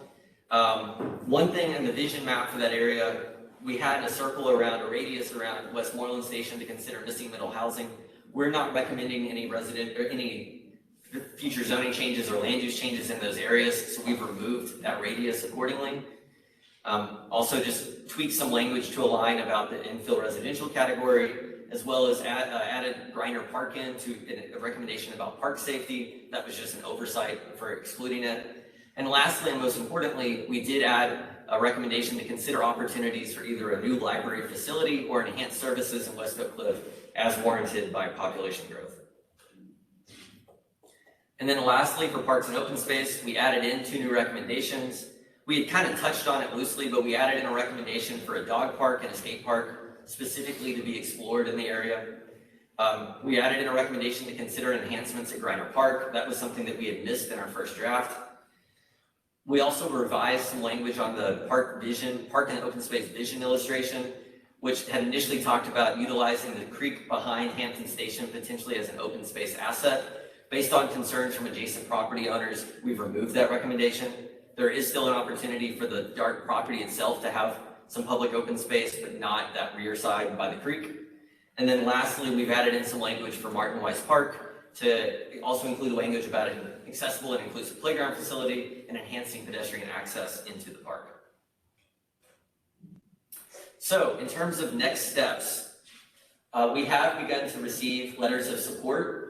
So Beverly Hills Neighborhood Association, East Hampton Hills Neighborhood Association, and Elmwood Neighborhood Association have already sent us letters of endorsement for the plan. Those are included in the draft plan that's online. Additionally, with all of that in mind, our recommendation as staff is for endorsement with any requested comments of the shared final draft of the West Oakcliff plan by this committee in order to advance it to City Planning Commission for review and recommendation to City Council. So in terms of a schedule, the goal is to go to City Planning Commission at one of the 2 meetings in July, then go on to the Economic Development Committee briefing in August before ultimately going to City Council for adoption. All of that's obviously contingent on our conversation here today.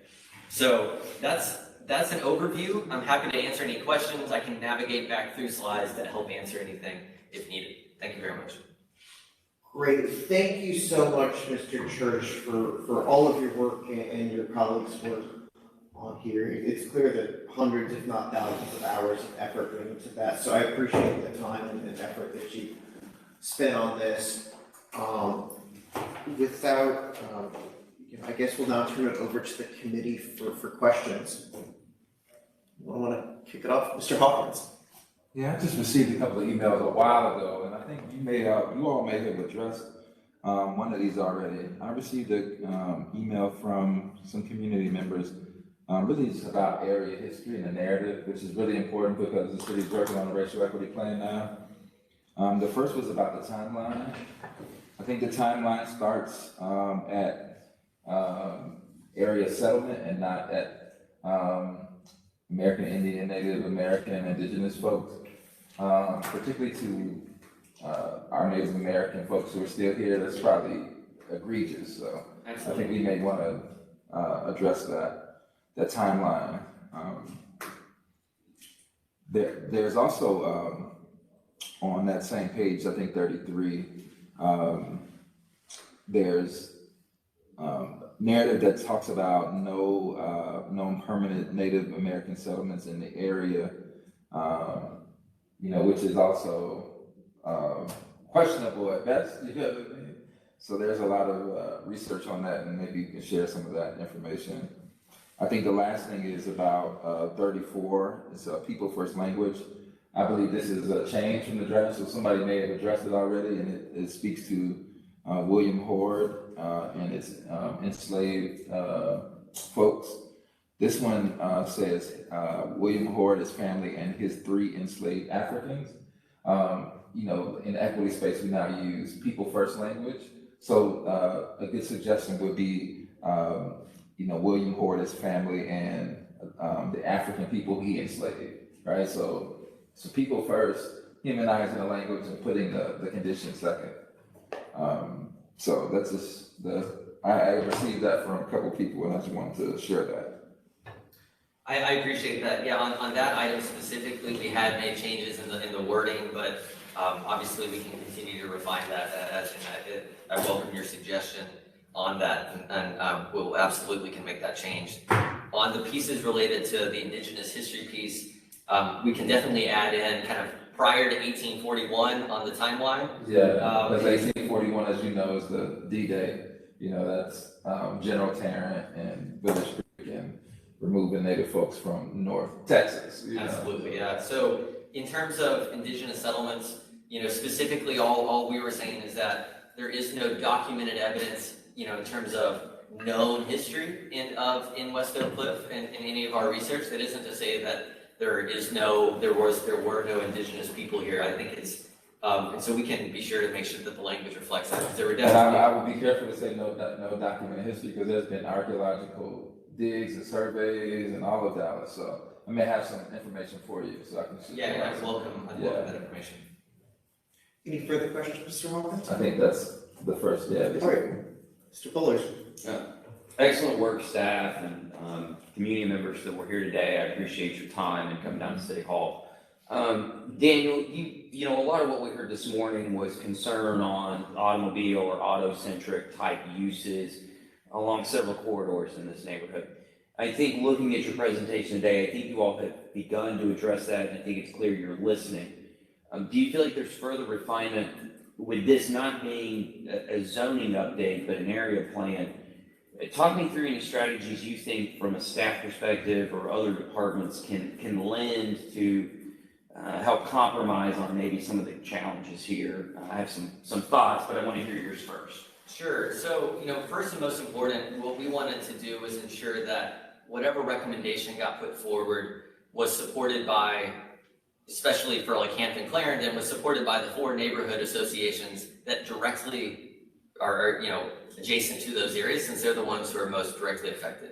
So it was those neighborhood association representatives that put forward the recommendation that's currently in the plan. The goal is obviously definitely not to displace any one business or be discriminatory against any certain, any types of businesses. The goal is entirely to improve pedestrian safety and align future zoning changes to be with what the community's vision is. In terms of how that moves forward, as I mentioned, the zoning doesn't change through this process. It essentially gives city staff in our department with our authorized hearing team the go-ahead to say, okay, that this authorized hearing can now begin. What they'll do is take the language that is outlined in each of those focus area sections as a starting point, come to the public with, they'll have a series of public meetings where they'll have draft language of saying, here's what we heard through the area plan, here's our draft recommendations for zoning, what do you think about that? And it'll be an iterative process to get to the ultimate zoning outcome, knowing that not every person is going to be happy, but the goal is to have zoning change that is, most agreed upon by the majority of people who are in that area and directly adjacent to that area. So in terms of, potential changes to that language, we've removed any sort of language in the plan that speaks to autocentricity as a use. We don't identify gas stations, auto repair shops, or any other specific use, just the design of those uses.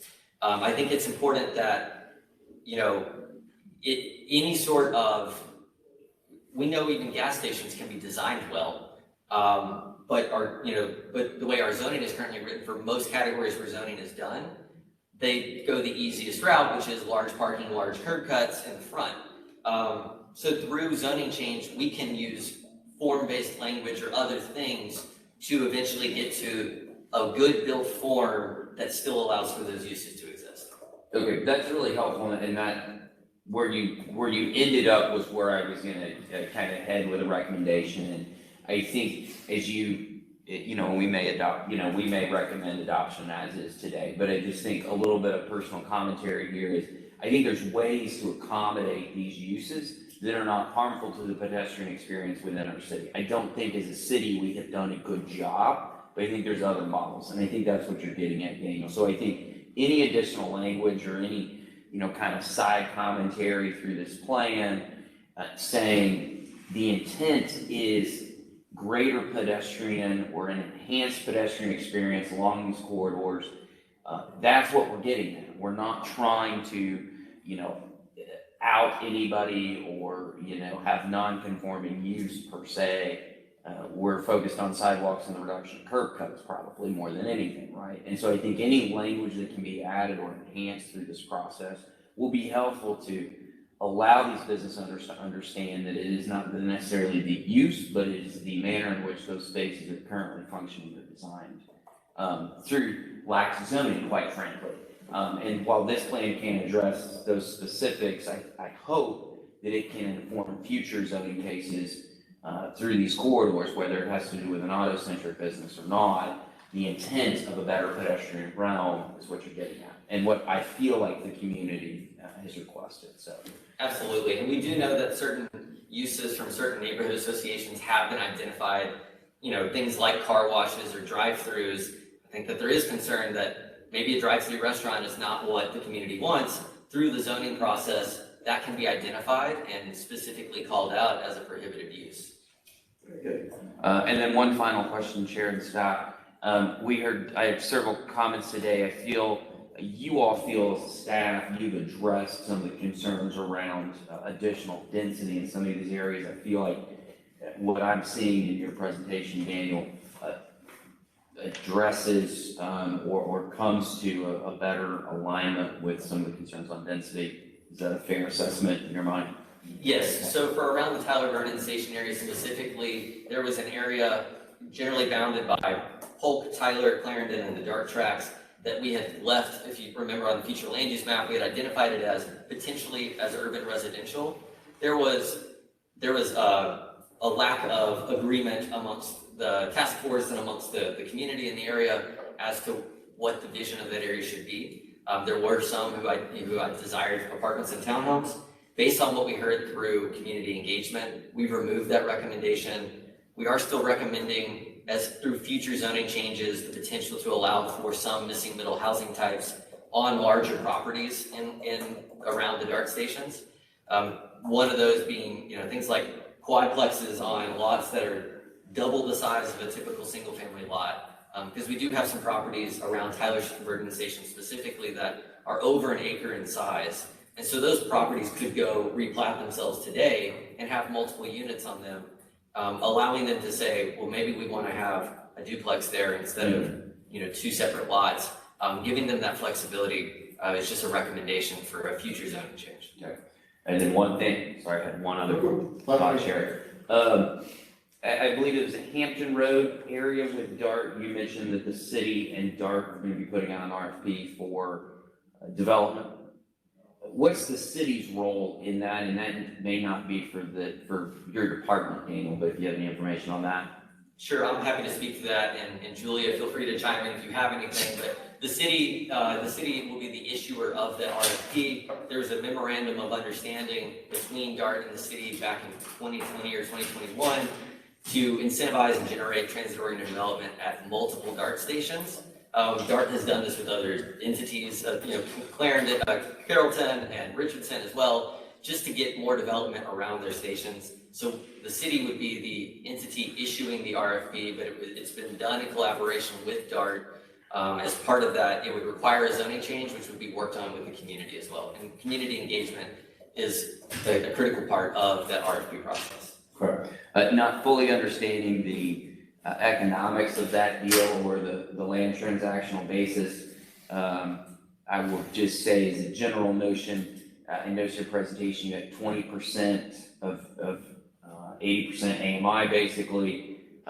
It would be nice potentially to explore additional income bands within that or a greater density of affordability within that project. Again, not understanding the transactional basis or the development side of that, just a general comment, the more that we can, try to get, even if it's 25%, is certainly a good goal. So that's one thing that probably doesn't relate to this plan, but this neighborhood. Thank you. This is a point of clarification about your question. Go ahead. I was part of this SMU infrastructure equity study. Do you all take this into account in the West Dallas plan? So all of our recommendations for any sort of infrastructure improvement ultimately go to our bond office or public works or transportation, depending on what the project is. They have their own equity scoring criteria and how those essentially get scored and move up the list.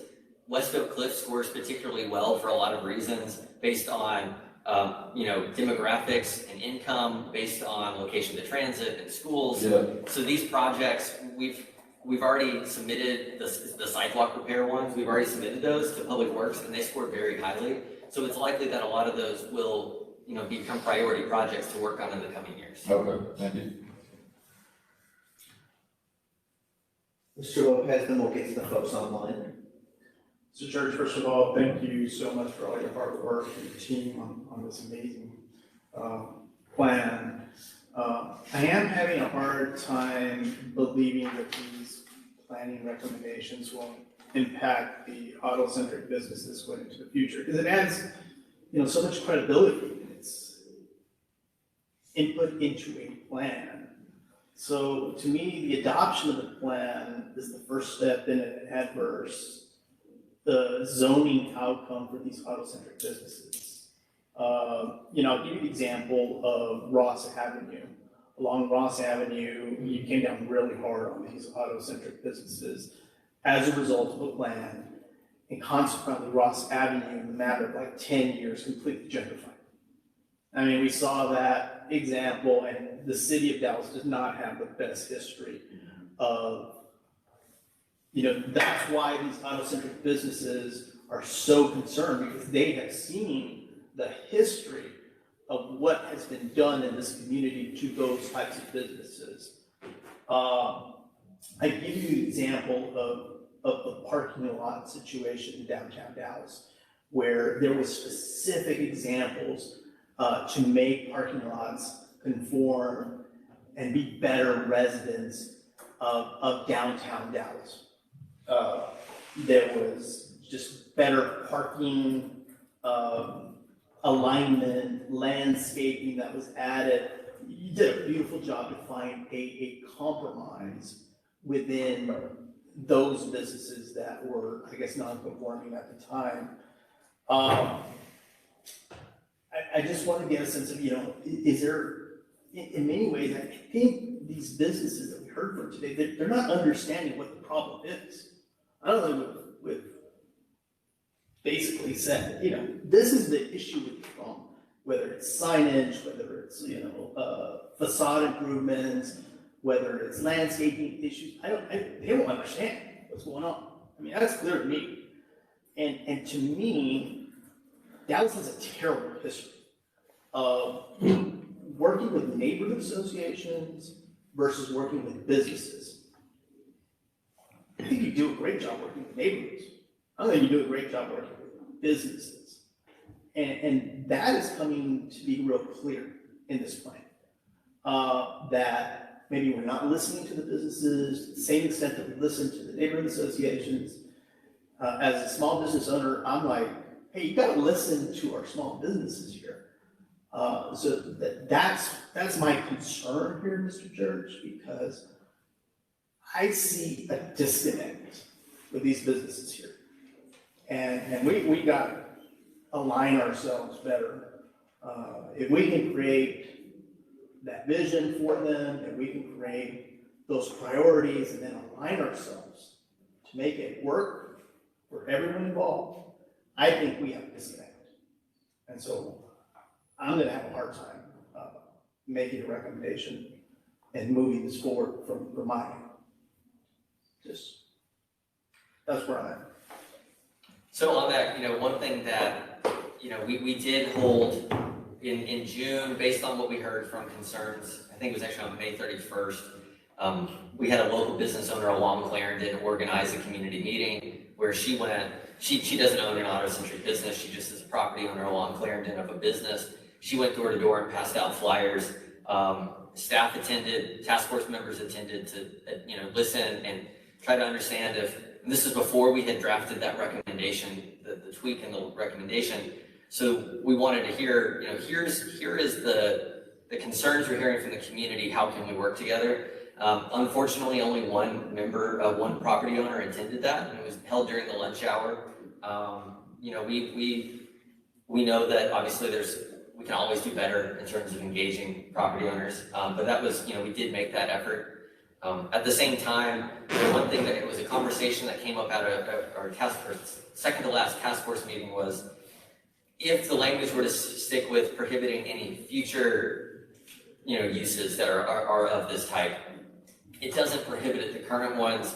And so if the idea is to protect existing local businesses by being a non-conforming use and not allowing a Starbucks to come in when you're a local drive-through coffee shop, let's just say there isn't one, or if you were a local car wash and a major car wash couldn't come in, even though you're non-conforming, you're essentially protected in the marketplace for, indefinitely, as long as you don't close down, so long as amateurization, it doesn't occur. Now, the area plan says that the task force and the neighborhoods do not support using amateurization as a tool. If political decision makers want to make that decision, that's out of our control through the plan, or any entity for that matter. But right. Which goes to my first point, because this could be the first step along the zoning changes process here. It adds credibility. At first, you talk about this language of supporting these small businesses, but then it comes down to what we did in Ross Avenue, and it comes very, very heavy-handed.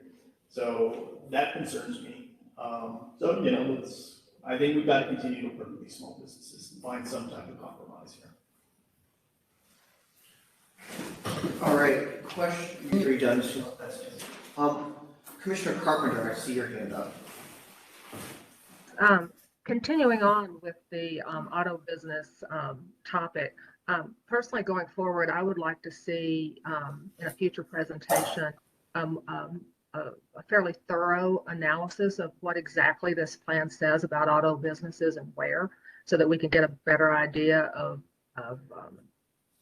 how this is going to affect existing auto businesses. Because I think it's been said there's no way through zoning to protect businesses made non-conforming from amortization.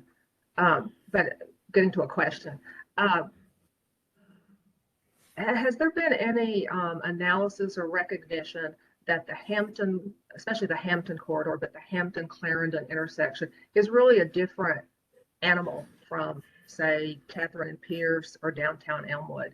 That I do remember in the narrative that it was expressed that, Hampton Road is a very busy street, that at one point a road diet was attempted and it was an epic failure with tremendous backups in traffic and diversion through the neighborhood. And this, Hampton from, say, Wentworth, where the Tom Thumb is, all the way down to Illinois, is a very auto-centric, high-speed, heavily traveled, high commuter, population road, that this is a fairly appropriate place for auto businesses to be. That I'd like to understand what problem that we're trying to solve. I understand neighbors wanting to see a diversity of retail offerings, but if the problem that we're really trying to solve is pedestrian improvements with sidewalks and better streets and lighting, whatever, or even code enforcement, I'm not sure that the Hampton portion of the Hampton Clarendon intersection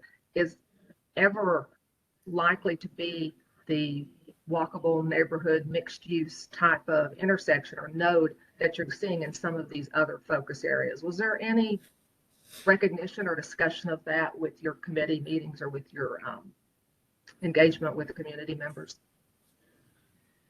So that's a great question. Obviously you're correct that they are very different streets. It's a 6-lane arterial and it's a 2-lane community collector.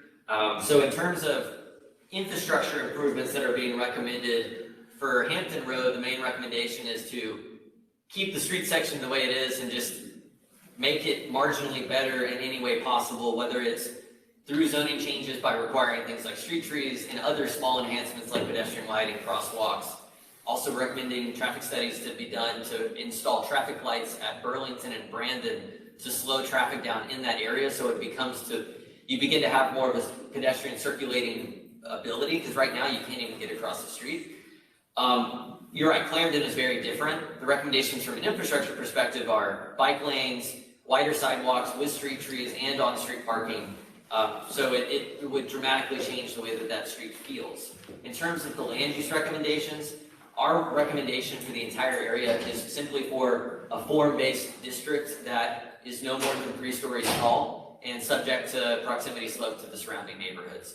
So what we know is no matter what, that's probably going to be 2 and 3 story buildings at the most, probably more like 1 and 2 that have placement close to the street to make walking more comfortable, but knowing that some aspects like parking lots are going to be to the side of the building, at the rear of the building, but that these are still going to be primarily commercial corridors that are geared towards the automobile, just making it so that they're not entirely geared towards the automobile.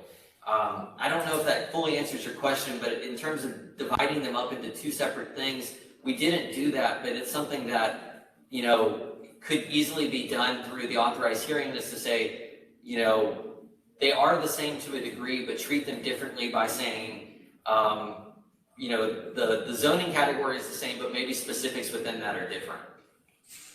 Yes, it seems to me that, there's an inadequate recognition in this document that Hampton is just a very different road than some of these other nodes, and to try to affect a transformation on what's a fairly small segment of Hampton to a form-based, walkable, pedestrian-friendly mixed use, in the midst of a long north-south high-speed commuting corridor, seems to me to be a little incongruous. But anyway, but while you're talking about 2 and 3 story or 1.5 story form-based zoning, one of the disconnects for me throughout the document with some of these other nodes is that was a fairly common assertion, but it went on to say that they wanted to set the height at 54 feet.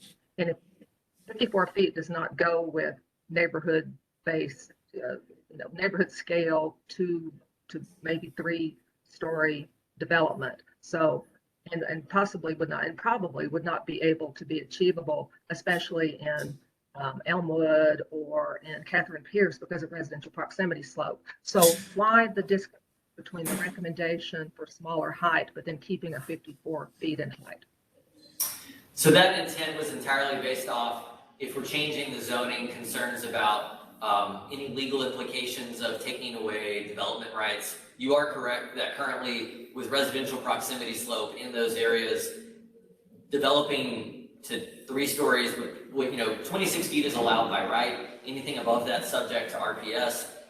We know through our analysis along Hampton, for instance, those lots are 140, 150 feet deep. You would really struggle to even get a third story. Downtown Elmwood's the same thing. There may be a location or two where a third story is possible, but generally we are talking 2 stories or less.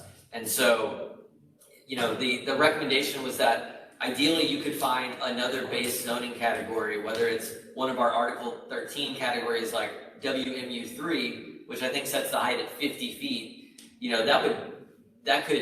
could essentially plop that into place and get a lot of the, check a lot of the boxes that the plan outlines, knowing that RPS is still regulating and that you're only going to get a 2-story building there at the most. It would seem, based on lots of zoning cases I've seen and lots of talks I've had with developers, when they read code and they look at heights, they tend to fixate on height and they lose the residential proximity slope, and it causes a lot of discussion down the road. It helps a lot if we can get these, what a realistic height is that can be achievable there, based on the fact that the single family neighborhoods that surround those are not going anywhere.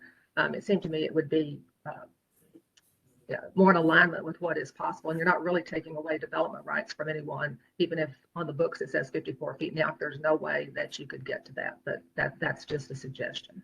But I have other questions, but I will defer to other members of the committee.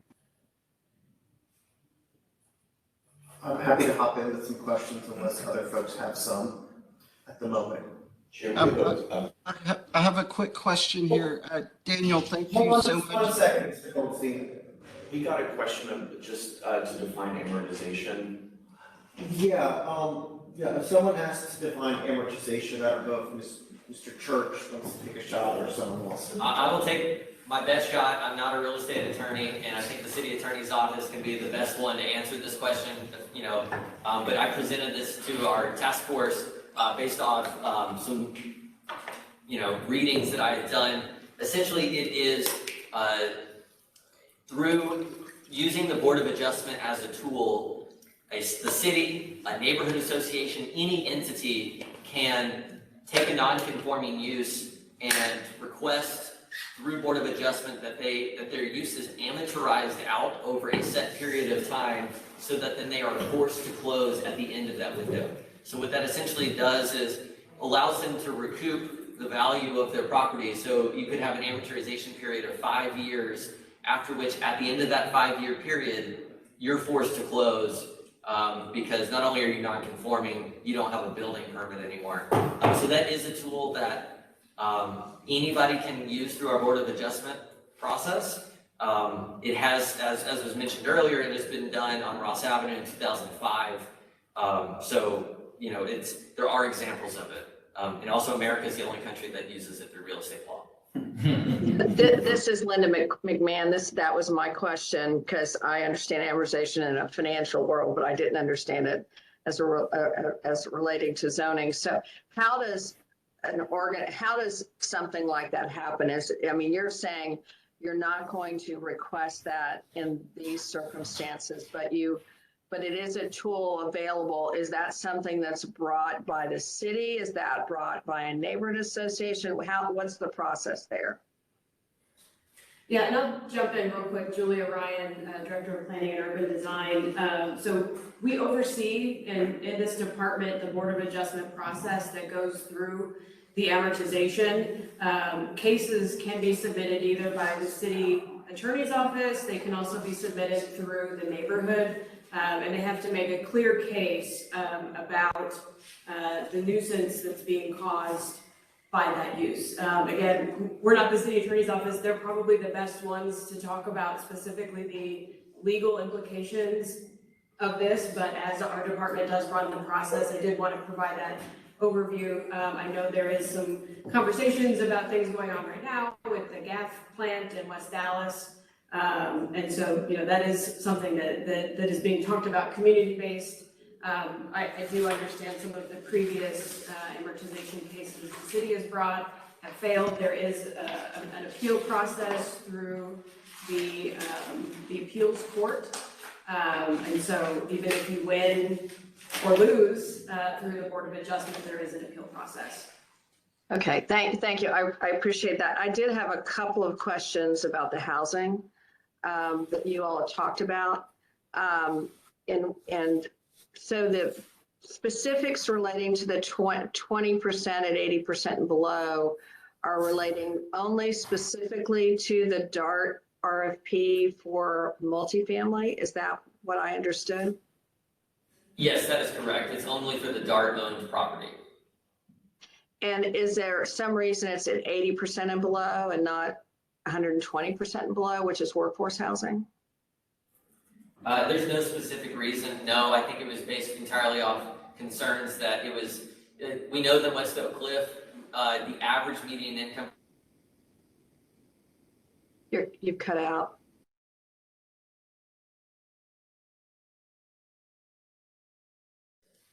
Or you froze.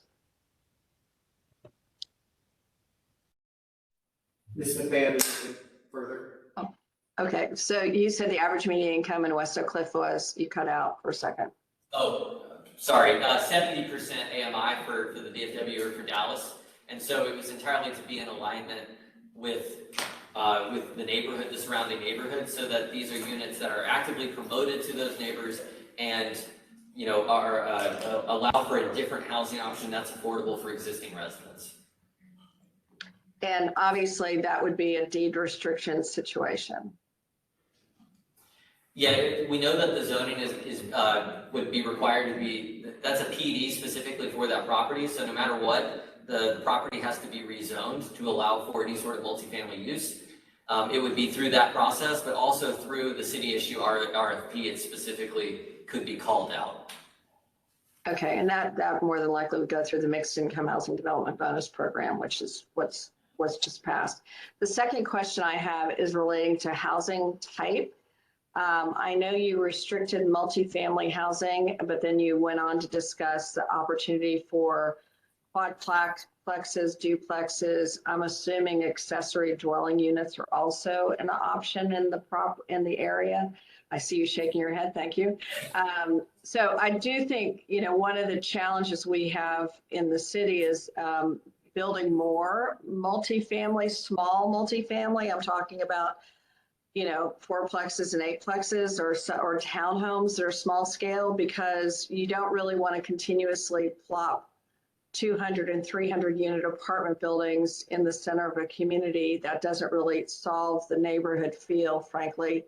And something that I feel is really important for making a more cohesive neighborhood. Is that, you say that that's an option through zoning? Why is it not explicitly called out in the plan? So we do have it explicitly called out for the Hampton Station area and for the Tyler Vernon Station area as considering a zoning change that would require an authorized hearing to be filed to either use one of the three following options. One would be, there are some neighborhoods around those stations that are already considering creating conservation districts. So Elmwood, Hampton Hills, Polk Vernon, all three of those areas have already kind of started the process to get a conservation district going. And so we could use that as a tool to allow some of those additional housing types. Additionally, there could be a zoning overlay that would need to be written and implemented through it as a zoning tool. Or third would be, as I mentioned, kind of we've added this in as an entirely new zoning category. We're calling it now Infill Residential. I don't know if that's the exact name, but it has to be. But something that allows for 4 or 5 units on a site. We know that we have that in our form-based districts. We have residential transition, I believe is the name, that allows for 5 units or less on a property. So that does allow for those quadplexes to exist. But right now, the only places you can get a quadplex are MF2 type zoning. The land values of those are generally so high that people are just gonna wait until they can acquire multiple parcels and build an actual multifamily of 36 feet, not build a neighborhood or a community scale 4-unit house. So, but you know, if I were a homeowner and owned an acre and I wanted to put 5 units on it, my understanding, and maybe I'm, out of line here, my understanding is these plans are supposed to make it easy for implementation of a variety of housing types as well as business types. And if it's specifically in the plan, then you don't have to go through a zoning process. And if you're a small property owner that only wants to build small scale housing, it's expensive to have to go through and time consuming and complicated. So, you know, my whole thought process would be in these area plans that if you could just bake that option into the plans as opposed to having to go through a process to get that approval and have that be a footnote, I think it would be a much better situation for the neighborhood. That's my opinion. But that was all I had. Thank you very much. And thanks for the definition. When you use phrases, I'm gonna be raising my hand saying, I need you to define because I don't know what you're talking about. Can you follow up on Ms. McMahon's comment or questions or comments about what we can do with this area plan with respect to existing zoning on the ground or what we can't? Yeah, that's a great question. So the area plan does not change zoning. It essentially just is the vision for what the zoning should be in the future. We know that we have those 5 authorized hearings that are already on the books, ready to go. Those can start after adoption. The authorized hearing process can start, and hopefully those can move quickly because those areas have been prioritized for a couple years now. For these other areas where we're recommending zoning changes be considered, those would have to be separately filed authorized hearings by a city planning commission or the city council member to then say, I want to, you know, here's a circle around the DART station, I want to focus on this area. Those would then end up in our list, but because they had an area plan with a specifically articulated vision, they would score higher than areas that don't have an area plan, so that after the first 5 authorized hearings in West Oakcliff happened, then those would begin to be processed as well. So it wouldn't mean that they happen immediately, but it does expedite those processes. What it doesn't do is say this is what the zoning is going to be. It only says we know the zoning may need to be changed. Here's what the community thought was important, and then have some community meetings to say, is this right? And specifically, and through the authorized hearing process, property owners who are in that area as well as within 500 feet of that area are notified via mailer, so they know to show up at a meeting if they're in support or against or whatever, so that they can have an opportunity to be part of the process. Great. I think Mr. Goldstein had some questions a few minutes ago and skipped over him.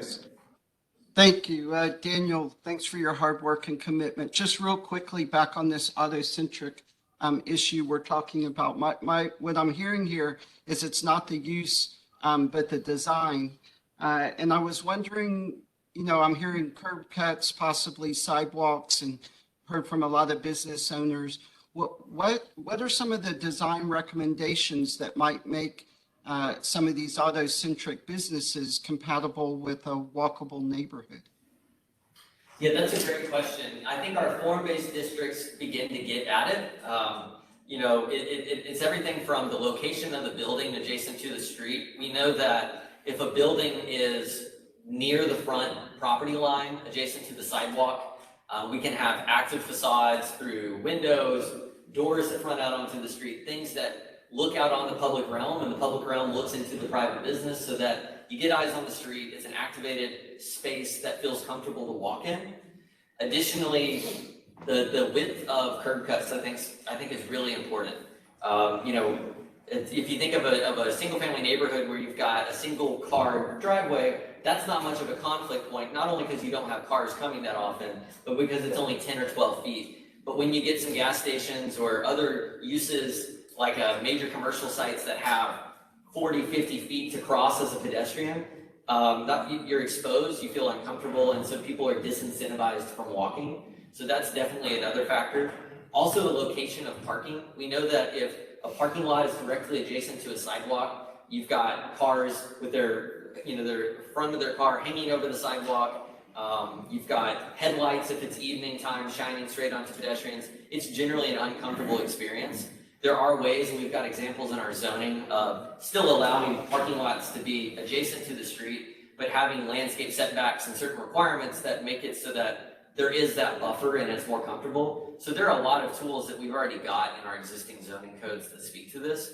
Our base zoning districts do not necessarily speak to that, but there are definitely opportunities through simple design standards that you know, the use can stay the same so long as it's designed a certain way. I mean, there are examples of drive-throughs, even in Irving, which has a form-based district downtown, where you've got a Wendy's right up on the street with the driveway, the drive-through in the rear. And as a pedestrian, it feels like a storefront, but you can still take your car there, get your fast food, park in the rear, and the experience is the same for a person coming by car as well. So it sounds like there definitely are quite a few strategies that could be used here to make some of these businesses also conform with a walkable street and that they're not mutually exclusive. That's correct, yes. Okay, thanks. That helps a lot. Ms. Nightingale. Thank you. Thank you so much, Daniel, and your team for all the work that you all have put into this. And thank you to all the speakers who came this morning and spoke on behalf, even to those who said they were nervous. I thought you all did a wonderful job. I have one quick question, which is, what is the review process if this plan is passed? When do we come back and look at it again? When do we determine what's working, what's not working in it? In terms of after adoption by City Council, what's the... Yeah. So currently, and Julia, feel free to add in, once an area plan is adopted, it becomes city policy, but it is not necessarily reviewed again. There are examples of, like the 360 plan in 2011 was adopted by the city. DDI went ahead with the city's help and said, we need to refresh this because a lot has changed. So there are opportunities to do that, but that would need to be initiated by the council member for whatever reason. But typically, once an area plan is adopted, that's it. It wouldn't come back to this committee or come back for refinements. Okay, thank you. Commissioner Anderson. Thank you, Mr. Chair. I'd like to thank the committee for all the work that you guys have done. There's been a lot of really good, valiant thought, effort, and cooperation, which I appreciate the cooperation that's been happening. Part of my concerns are about the strategy and galvanizing the strategy that was taken in order to come up with these recommendations. What I'm used to is evaluating the various factors and elements that influence the area in terms of the traffic corridors, arteries, economic corridors, residential areas, and things like that. And then from evaluating those, beginning to make recommendations on how those things can begin to lead the efforts towards community development and installing the various efforts and initiatives that you guys have in the plan. So I'm wondering, where are the forward-leaning strategies that take this process and make it atypical to any other city's planning process, or what are the leadership strategies that are overlaid on the community's concerns? So for instance, we have evaluated what the community is concerned with and we've documented that, but where are the strategies from the subject matter experts that would then help us to begin to create a new vision that maybe the community wasn't aware of or didn't have that kind of experience to make those suggestions. But I'd like for us to rely on subject matter experts that can then overlay these recommendations and then begin to look at some of the patterns and things and the effects of those. I think if we began to look at some of the corridors that we began to create, echoing some of the other comments, they are very different animals and they have different effects on the areas that surround them. So I'd like for us to begin looking at how we can then strategize for what's next, as opposed to kind of just fixing what we have here. Secondly, relating to the auto-centric conversation, I agree with the speakers and the community. I love that community. I think it's really good and well knit. But I think there's an opportunity to create industry alignment with those kinds of facilities. In terms of advanced manufacturing, auto manufacturing, aligning them with either the community colleges or universities, and creating maker spaces towards auto mechanics and other things, but thinking outside of the box on what to do with the various industries that find themselves in West Oakcliff and love West Oakcliff, and how might we be able to support them with, for instance, facade improvements or infrastructure improvements along the walkable street. How can we then suggest some things that maybe others haven't thought about? And I think that's the opportunity at creating an area plan, is not to just evaluate what the community's concerns are and what they'd like to see and what they would not like to see, but what kinds of things can move us forward and what things ought to be done based on common planning practices. And that's it. Oh, go ahead, sorry, I don't. No, that's it for the most part. So I can also kind of try to address those two different buckets. I'll start with the strategy expert and kind of thinking more holistically about how, obviously we're talking a lot about land use, but obviously the implications of traffic and transportation are critical. Housing policy, you know, all of those are factors that have to be thought through.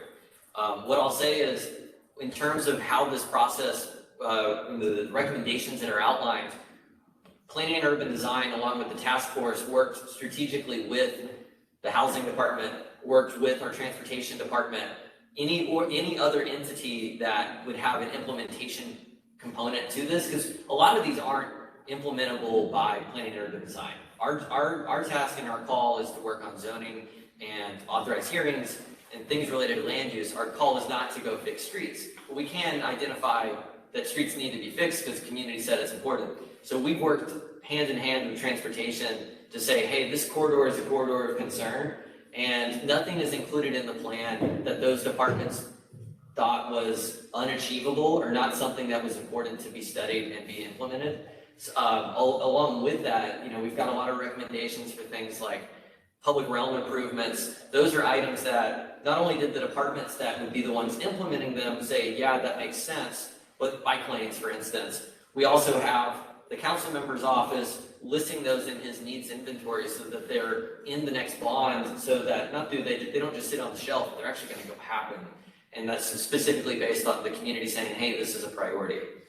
So I think in terms of having those strategy experts, we really did have those strategy experts. They're just in other departments and as well as other agencies. We worked with Trust for Public Land, we worked with DART, we worked with other organizations like that to ensure that we had as robust input and minds working on this as possible. In terms of recommendations, So I do respect, and that's what I'm looking for, is respecting the subject matter experts that you guys have in-house in the planning department, but seeing those sketches and how those thoughts influence those recommendations is kind of what I'm getting at. In order for us to know that there was a comprehensive thought process that covered all of these sectors, and these are the resulting deliverables, so to speak, of what that could be. But from your inside subject matter experts and the things that they suggest could happen, for instance, if a street needed to be terminated, or if a new mix master in a community needed to be reimagined, things like that, in order to help our communities become better. Sure, and you know, some of these things are items that we know that specific policies, like an infrastructure improvement, the recommendation might be to evaluate something, knowing that then requires a subject expert that, you know, it's a separate process for that implementation item to occur, using engineers and other folks who are far more knowledgeable about those things than us. Those conceptual sketches I know that are in there for downtown Elmwood and for Hampton Clarendon, those are purely conceptual based on the community said, hey, we'd be interested in parallel parking, we'd be interested in wider sidewalks. And so we just wanted to put that into some sort of a drawing that people could have as a starting point. All of that is to go inform a bond project that would ultimately happen through public engagement and working with those property owners to ensure that we're not removing a curb cut that they desperately need as a business. And so that's a process that planning and urban design is not a part of. That's really something Public Works is a part of.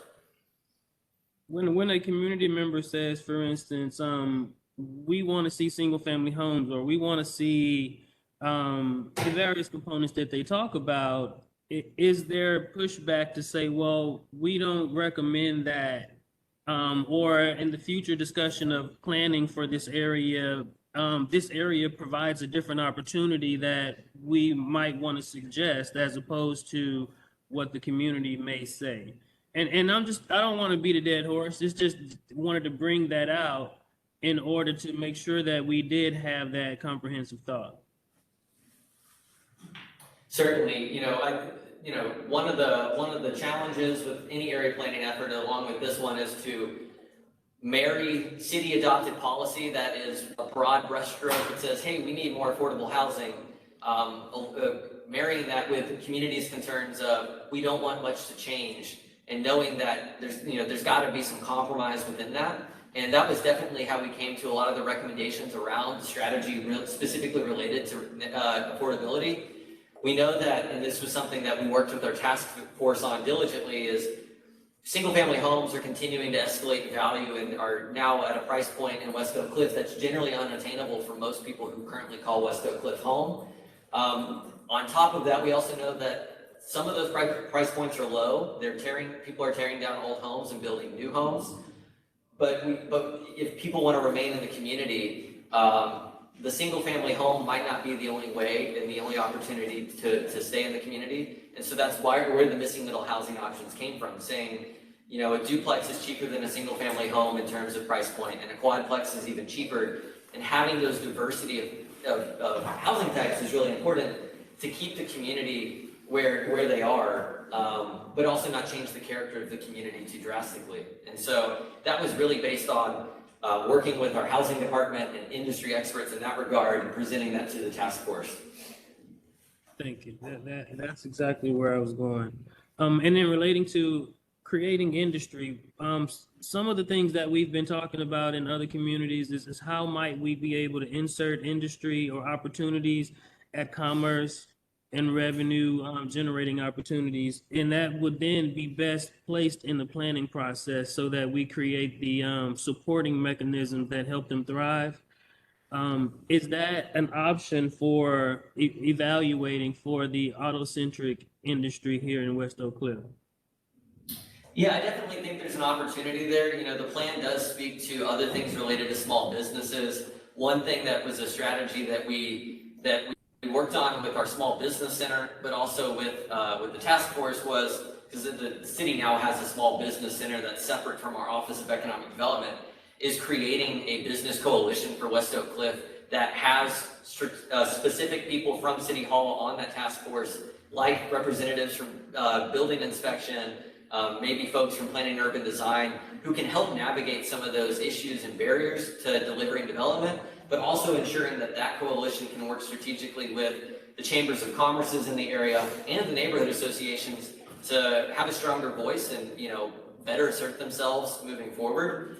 We also identify things such as barriers for studio spaces and artist spaces, because we know this is something that came up through the engagement processes. There's a lot of artists here, and right now, if somebody wanted to, for instance, take an old building and put a kiln in there so that they could make pottery, they're probably prohibited for various reasons in our code. And so working to identify those and lessening those barriers is something we specifically call out.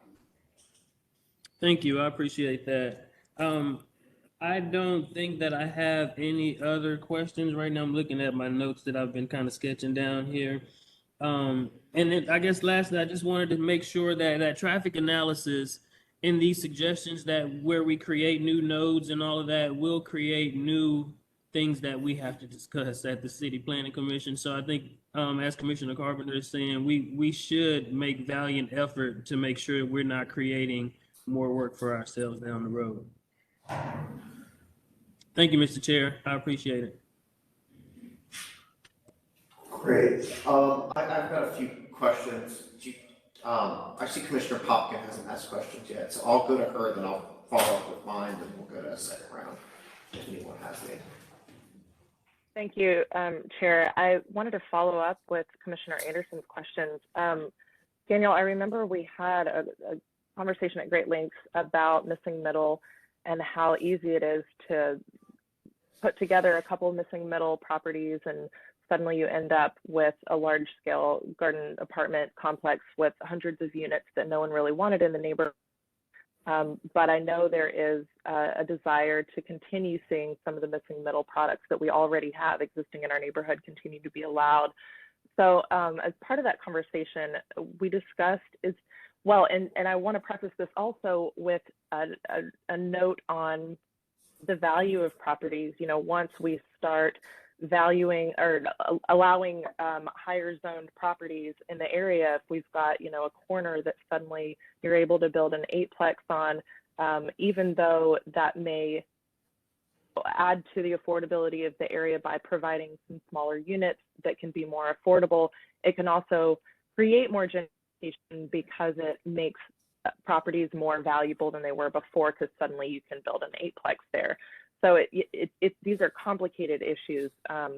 And I'm wondering, has there been any thought put into the plan as to lot size limitation? I know we discussed it's hard to identify what the right maximum might be for something like that. Where did staff land on that conversation? Yeah, that's a great question. You know, one in terms of, we know that it's going to vary depending on areas. You know, a certain neighborhood that every property in that area is 5,000 square feet. Well, it would make sense that the recommended lot size for that area would be 5,000 square feet. But if there's another area that's different, so we didn't want any sort of one size fits all strategy. The conservation district process, which we know is something that some of these neighborhoods are undertaking around the DART stations, that is something that can specifically speak to lot size. In terms of, you know, we do have language in the recommendations about missing middle housing that says, you know, it is not the intent that people replat you know, if a person owns one property and the one next door, that they replat to make it larger. At the same time, we've strategically thought through the missing middle housing recommendations so that replatting wouldn't generate any more housing units. So if you've owned 2 single-family homes, which are already through just the recommendation, again, it would have to go through zoning, would be those could also be duplexes or have ADUs on them. So that's 2 units per property. If that's a 7,500 square foot lot and you own the one next door, which is also 7,500 square feet, well, you could build a quadplex, or you could just keep the 2 units on each lot that you already have. So you know, it wouldn't incentivize somebody to go do any more. At the same time, in the area specifically around Tyler Vernon Station, when we talk about replatting, and this is something that, you know, zoning doesn't dictate platting, it's dictated, you know, through other mechanisms, but the lot dimensions around Tyler Station are strange, to say the least. You've got some R5 lots, you've got some R75 lots, you've got some that are 2 acres in size, and because of that lack of neighborhood pattern, it would be difficult to regulate and say that you know, currently through platting that you couldn't replat 2 lots and 2 lots into one. We don't have any recommendation that specifically says lot size should be X number of square feet for any one area. I think that is best handled through the authorized hearing process for each of those areas, should an area be rezoned. Because really this is just a vision that maybe there is you know, the area planning could say maybe there's a concern about replatting, but it's not to get into the weeds of exactly what that lot size is, because that needs to be determined by property owners through a different process.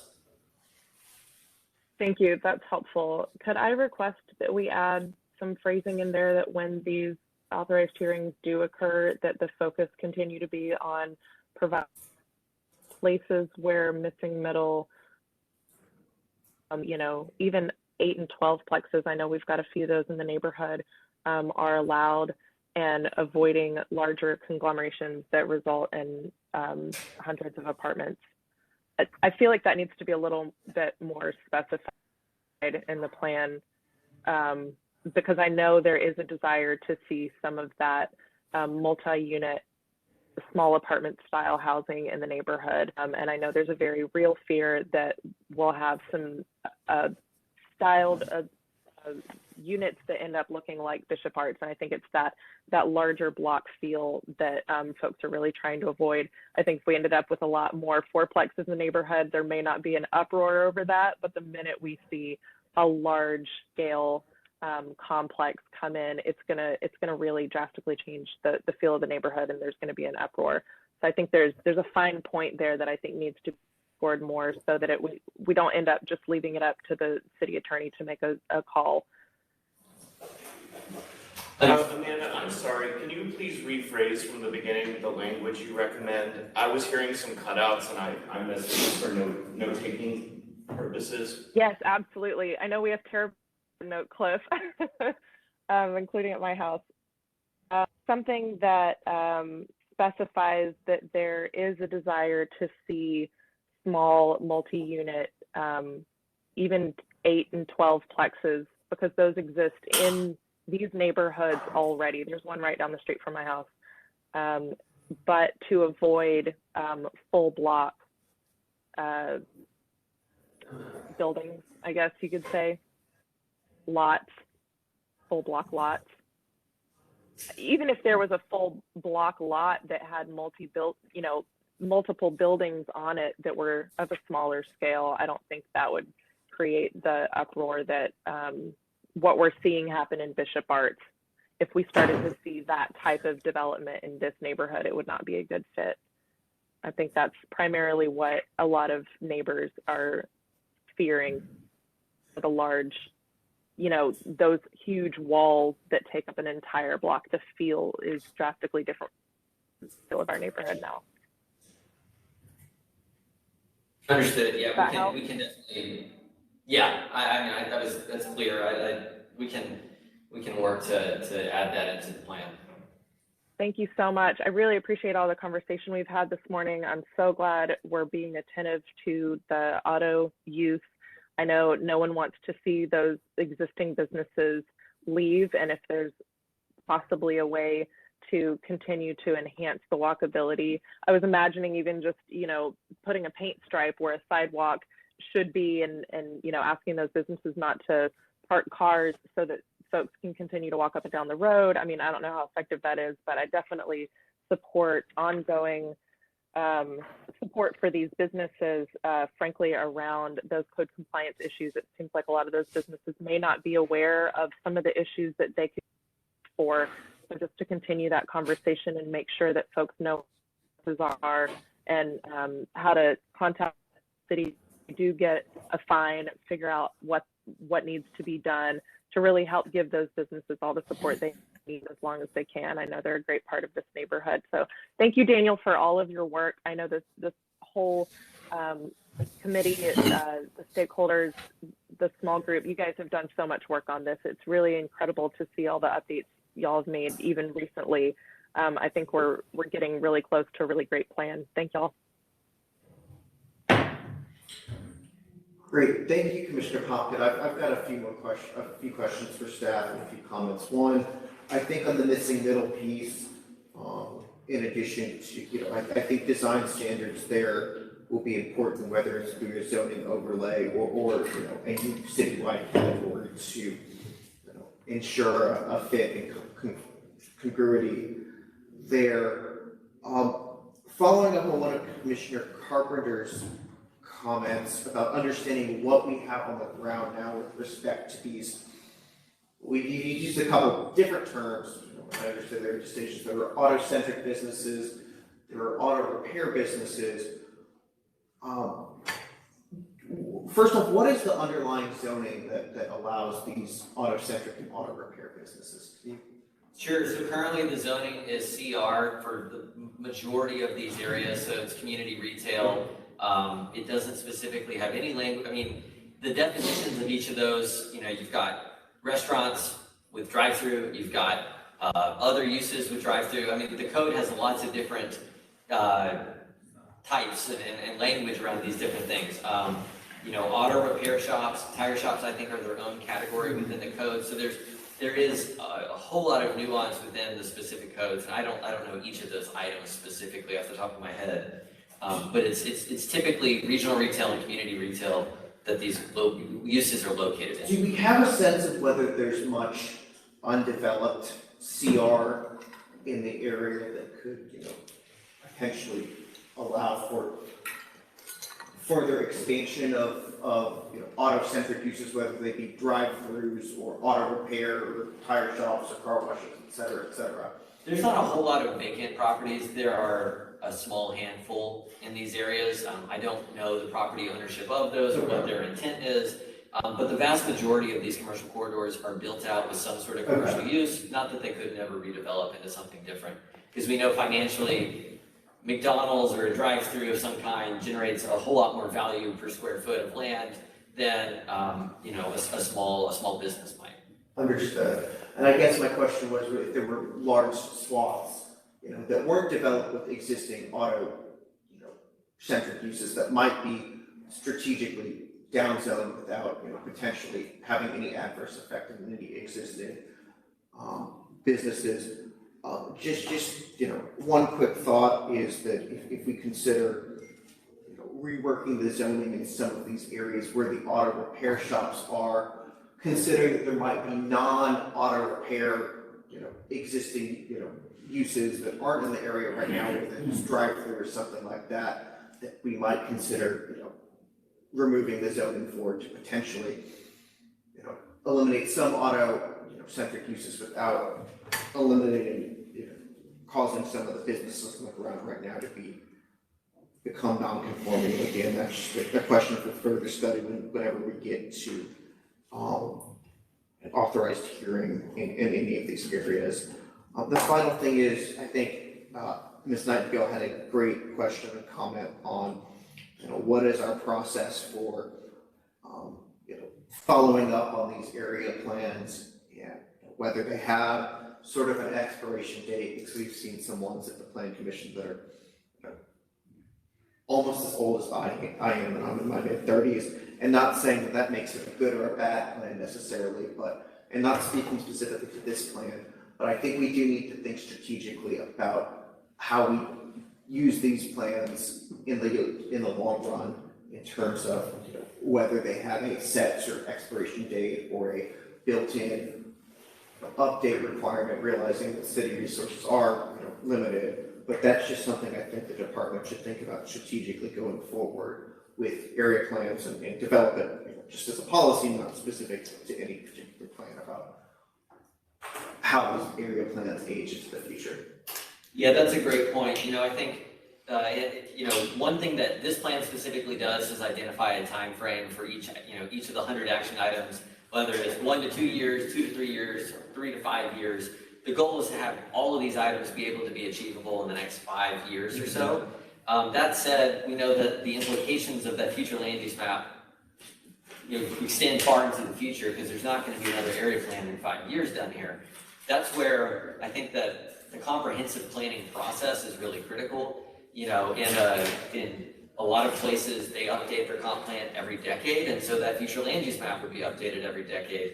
So while the area plan for this area serves as a really detailed starting point, it could be amended through future updates to Forward Dallas in future decades, so that if there is a major change in a certain area, that can be captured and addressed accordingly, so that the plan it's not static. It has some sort of dynamic nature to it. Great. I know we've been going a while. Would people like to take another 5-minute break? Are we good to continue powering forward? How many more speakers do you think? I think, if members of the body, just by a show of hands, who has additional questions for staff? I've just got one question. Let's just get Commissioner Carpenter, Commissioner Anderson, obviously take as much time as you need, but then we might take a quick break before we take any action. Well, I actually have quite a few questions. So I guess my first question is, do we have a hard stop at noon? We do not formally have a hard stop, but we may have quorum issues if we're not. I see at least one person nodding their head, and I see one person in the room has had to leave, so. Are we still at 7 at least? We're above 7, yeah. Okay. Okay, well, then do I continue on with questions? Yeah. Okay, or if you wanted to take your break, we can do that, however. Why don't we go ahead with the questions, if that's all right? Okay, well, yeah, I have a great many questions and comments about the whole question of displacement and gentrification and adding density to single-family areas. Because my understanding of what the committee and the community have been saying from the beginning is, the rallying cry has been, we don't want to be Bishop Arts, we don't want to be gentrified, we don't want to be displaced. And I'm assuming that the displacement refers to the businesses, the current businesses, and to the homeowners. One thing in your narrative is you alluded to a anti-displacement toolkit and guidelines. I believe that was the name of it, but I did, maybe the principles are embodied in your report, but can you elaborate a little bit on what that toolkit or what those principles involve? Absolutely. So that toolkit is essentially a document that captures and highlights every single policy that the city has on the books that have some sort of guidance or possibility to slow and mitigate the impacts of displacement and gentrification. So those are policies, whether they're zoning tools or economic development strategy policies or housing policies that we have that are currently being implemented, some of them in West Oakcliff, some of them citywide, some of them not in West Oakcliff at all. That was entirely to just highlight, here is the starting point of tools. We know that council is in the process of considering a further study on that. We're not recommending any new specific strategies that don't exist in city policy today. We're essentially working with the framework that already exists within adopted city policy. Has that toolkit been shared with us? It has not. It can be. It's a public document. We have it at our meetings, and we'll be sure to share it after this meeting. Well, I personally would be very interested in seeing it to kind of read it and test it against what's being advocated for here. But to kind of review what the official proposals are for added density, most of the area, 80 some odd percent, is single family homes. So for everything that's not within half a mile of a DART station or a quarter mile of Jefferson, which is the high frequency bus route, your recommendation is basically to maintain that single family zoning R5 or R75, but add the possibility for ADUs if the property owner goes through the process through Board of Adjustment. Is that correct? That is correct. So, those we're not recommending any changes to any of the areas for the single family neighborhoods outside of the areas around transit. Today, those areas that are zoned single family around transit, you could get an accessory dwelling unit through the Board of Adjustment. That would be the only way. Anything else for a duplex or any of the other uses that we're recommending would require an individual zoning change to be filed with the city. Was there any consideration given to adding or advocating for design standards to overlay the entire single family area? Because I know, I don't think it has hit this area yet, but it has in many other parts of town that have gentrified, that the character of the neighborhood changes entirely, and then the land values go up when single family homes, a modest single family home is torn down and something allowable by right under either R75, but is completely out of scale with the surroundings, gets built. And that in turn drives displacement, gentrification, because the land becomes much more valuable, and you have the property assessment increases. Was that discussed at all? So the best tool that we have at the city currently would be, there would be two different tools. You could either create a PD that was specifically geared towards single family uses that had design standards on them, or we can use our conservation districts. We know that there's a lot of differences between Ravinia Heights and between the Dells and Elmwood, and so it's best handled, and something that we outline in here is that it's best handled through our conservation district process. These are neighborhoods that are 100 years old, and many of them are no-brainers to become conservation districts. And so some of those neighborhoods have already started that process, and they would have their own detailed list of recommendations that are specific to that area that address those nuances between them architecturally. Okay, on to where you are specifically advocating for missing middle types of construction by right within the certain distance from Jefferson or from the DART stations.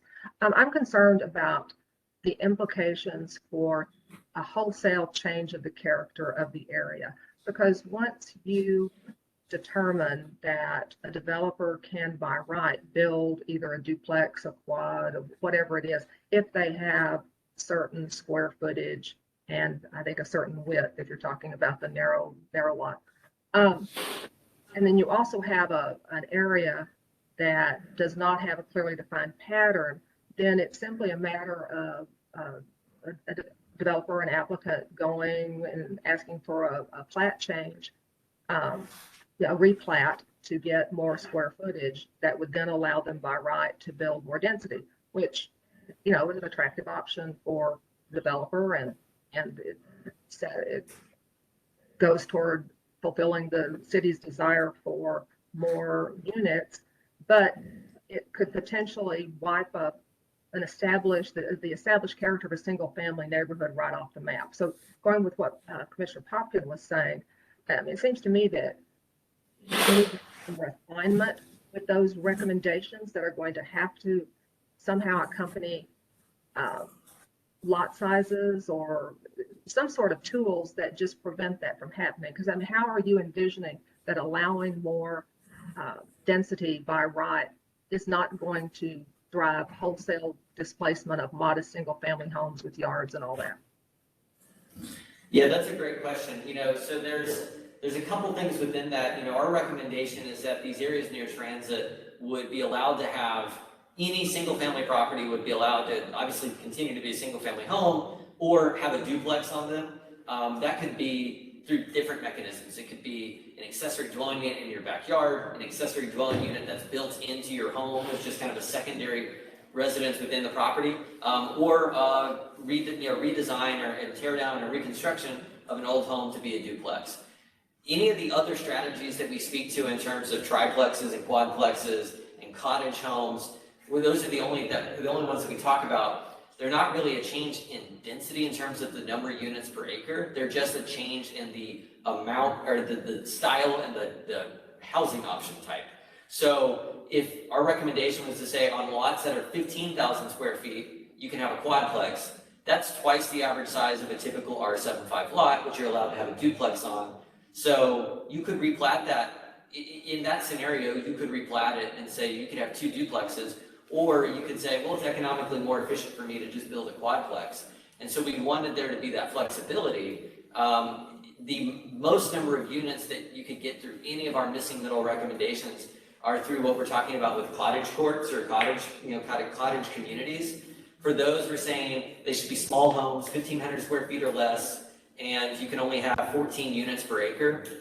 If you kind of do the math on what is allowed with duplexes in a single family area today with the current zoning, that would be 14 units an acre. And so we're not recommending, the only real shift in density is to say that an R75 lot can have a duplex on it. Nothing beyond that. And again, I want to say that that's just a starting point for consideration that should be done through either these conservation districts, through some sort of an overlay that would require an authorized hearing, or through an authorized hearing that creates a new infill residential zoning category that specifically speaks to these kinds of design guidelines. Because we have an entire section in the document where we talk about what the design requirements should be for each of those units in terms of sticking with R75 zoning requirements in terms of height, setbacks, and massing, only saying that instead of having one kitchen, you can have 4 kitchens on site.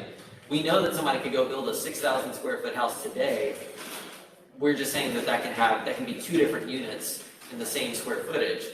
What's also important to note is on some of these properties that are over an acre in size, you could build an 80,000 square foot house today. So, but you can only have that as one single dwelling unit. And so there obviously are issues within the current zoning and the code that aren't delivering the type of neighborhood that is even desired by the community, which is to make it a neighborhood feel. We've got large tracts of vacant property that can't have any additional development on them. I guess I'm not completely following your argument about not increasing the density, because if you have a residentially zoned, an R75 or R5 lot that only allows you to build one dwelling unit on it, all of a sudden being able to build an 8-plex or cottage courts would seem to me to be a tremendous increase in density. So if you could explain that again, I'm sorry, I'm not following that argument. Sure, we currently don't have recommendations for 8-plexes. Our recommendation is no more than quadplexes, except for on lots that are over 20,000 square feet, so that's a half acre in size, to allow for those to have cottage communities on them. So those are individual single-family homes that are smaller. So these are 1,000 square foot little cottages that have shared parking, shared open space. The recommendation, which again is just a starting point, is to say no more than 14 units per acre on those. So for a half acre lot, that would be 7 units. If you look at a standard R75 zoning, that generates about 6.5 units per acre today, just by dividing an acre up. And so what we're saying, the only real change in density is to say single family areas can allow for accessory dwelling units and duplexes. Everything beyond that, the individual property may be allowed to have more units on it than 2. But in terms of the units per acre, it wouldn't really change. How do the cottage courts integrate with the feel, with the established built character of the neighborhood? When you have, a cluster of houses that I presume have a completely different layout, how does that not just become a jarring note in an established single family neighborhood? Yeah, that's a great question. So, the document specifically calls out some design recommendations for those.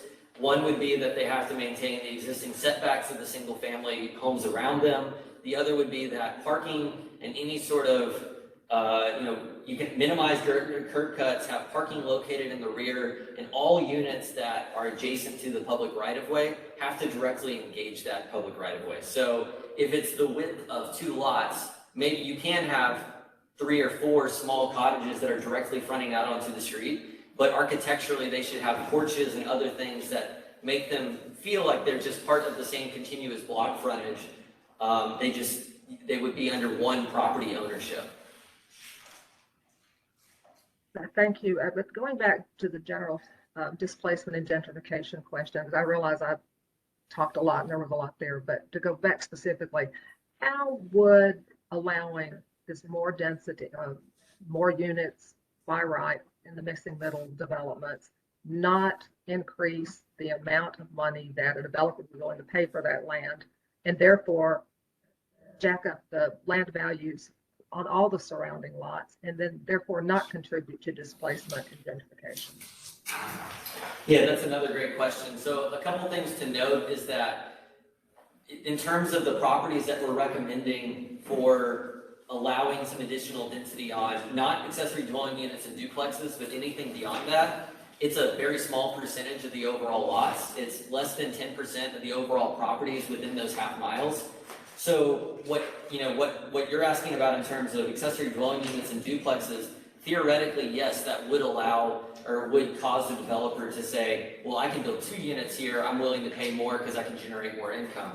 One thing that is a recommendation in the plan is to create a neighborhood empowerment zone for this area. What that essentially does is freezes taxes on any improvements that's made by an existing property owner for a decade. The idea behind this is twofold. One, that an existing property owner might just want to enhance and repair their roof or make other improvements to just improve their quality, housing quality, and go nowhere, but don't want to have to pay the additional improvement value that DCAD might assess. So they would be removed of that tax burden for a decade.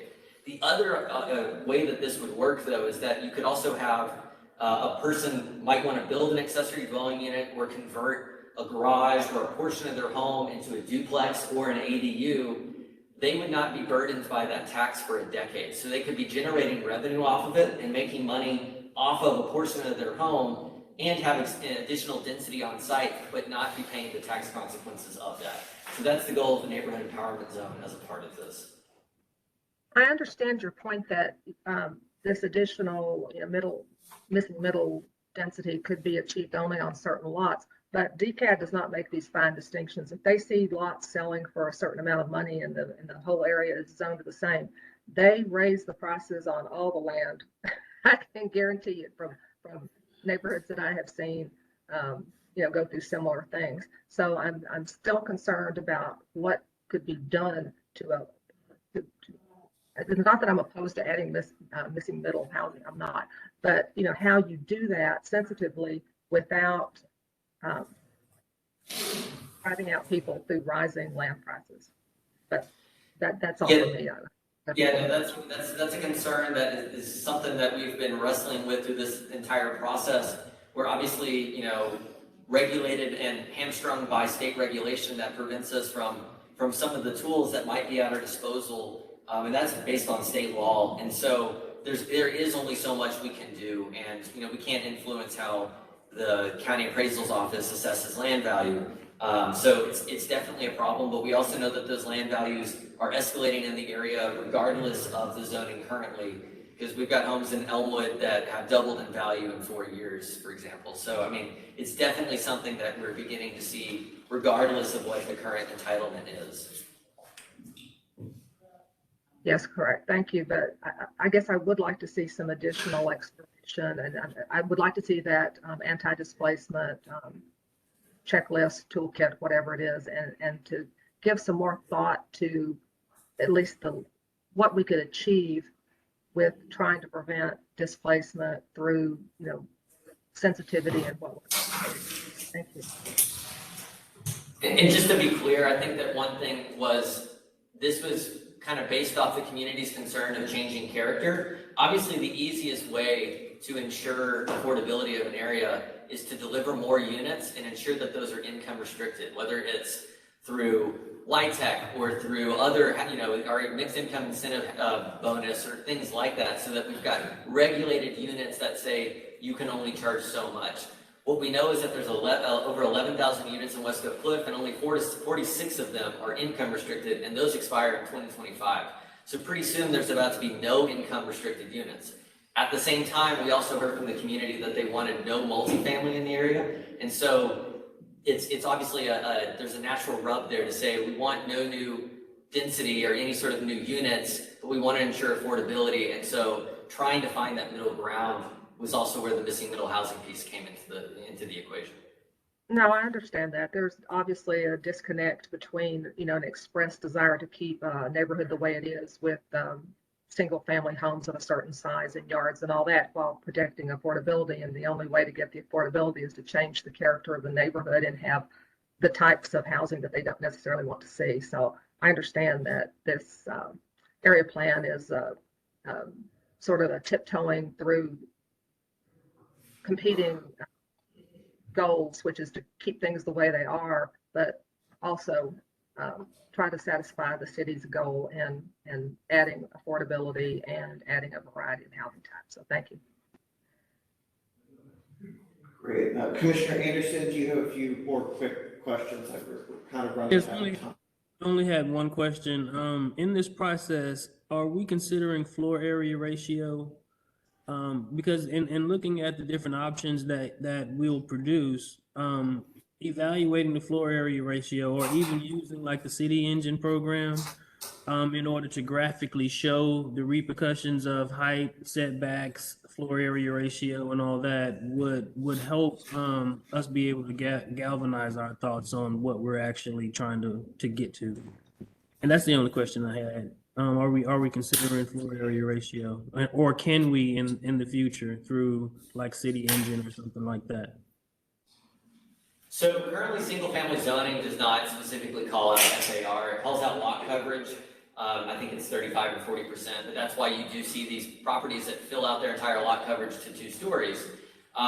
Conservation districts, on the other hand, can begin to regulate that. These other zoning tools that we're talking about, which would need to be implemented, whether it's an infill residential category or some sort of a transit-oriented overlay for single-family areas, all of those things could include FAR as part of that.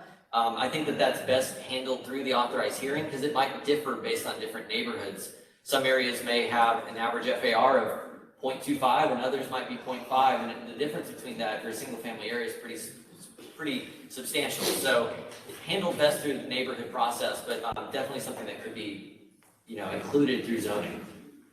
Yeah, I'm just thinking of the direction that the community is going and the recommendations that we have for that community to ensure that they have the opportunity to begin to evaluate it in that way. In terms of the commercial corridors, community corridors, and not only just residential. Residential is not really what I'm more concerned with. I think that my fellow committee members are handling that really well. I'm really more focused on the commercial corridors, retail, and how we might be able to influence the area in terms of economic vitality and sustainability. Yeah, all the commercial corridors would be regulated by FAR.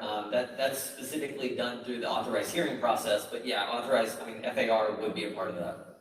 Well, will you recommend an FAR based on your knowledge of its effects on a particular corridor? Because I know the citizens don't understand what FAR is. We're not.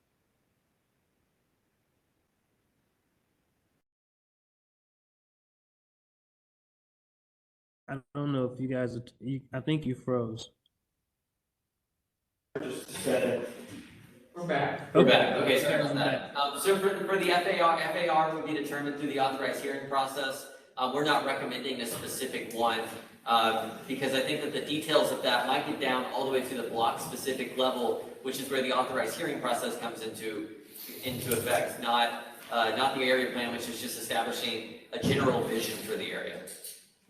Well, in terms of recommendations, if you recommend an economic corridor or a height recommendation, just evaluating what effects that would have on the area around it. So that's all I'm concerned with, and that's neither here nor there. I think the point is well taken.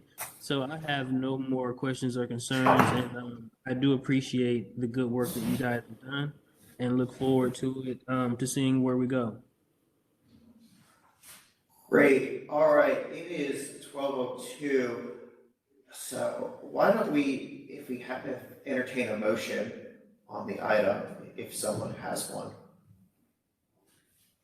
Can I, Mr. Chair, can I ask one quick question? Yeah, one more quick question.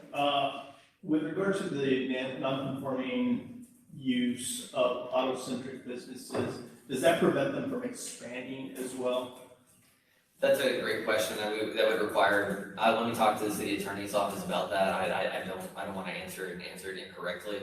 Again, the recommendation would be to consider the design of it, not the actual use. So we wouldn't be making an auto shop non-conforming, we'd be making a new design of a new auto shop. The design of it could be non-conforming unless they met certain design standards in terms of garage placement, things like that. But the existing units wouldn't be affected. So they would be able to expand. Again, I would feel more comfortable with somebody from the city attorney's office providing their opinion on that. All right. Great. Commissioner Carpenter, do you have a motion? Yes, I move that we continue the discussion of the West Oakcliff Area Plan at the next meeting of the Comprehensive Land Use Committee, and direct staff to address issues that have arisen concerning the retention of auto-centric businesses, especially in the area of Hampton and Clarendon, and also if they could provide us with the anti-displacement toolkit and checklist and be prepared to brief us on those, and to continue to refine the plan in terms of adding density, the missing middle housing, and how the plan could address the issues of displacement and gentrification that could be caused by mechanisms to avoid gentrification and mechanism by the addition of this additional density. Okay, thank you. You have a motion and it's been seconded by Commissioner Anderson. Any discussion? So we're just postponing those. That's the motion on the table. I do have some questions for city staff about the effect of continuing this item on, when is our next meeting? It's in 2 weeks, isn't it? Our next meeting is on the 28th. We're covering two topics, the existing conditions report and Hensley Field. Okay, so do we have the ability to fit this item in as well? That might be a question for, I see Ms. Ryan. Honestly, I'm sorry, did you want to go ahead? I think fitting it in with the other two topics might be difficult, given the time constraints that we do have just with that meeting specifically. So it would likely need to be, if it is continued, moved to the, whatever that next meeting is. We have a vacant meeting slot for first half of July on 7/12. We do occasionally use that second Tuesday as needed. That's the optional time slot. Okay. The other option is that we may be able to move the Hensley Field to that next empty meeting and rehear the West Oakcliff plan in that 2-week meeting. Okay, and if we were to do that, how would that affect the timeline versus hearing it in our first July meeting of getting it to CPC? Because it sounds like there's some wiggle room on CPC dates and some wiggle room on council dates. Yeah, I mean, those were, the process that we had mapped out was simply, should this move forward, those would be the dates that we'd be targeting. Okay.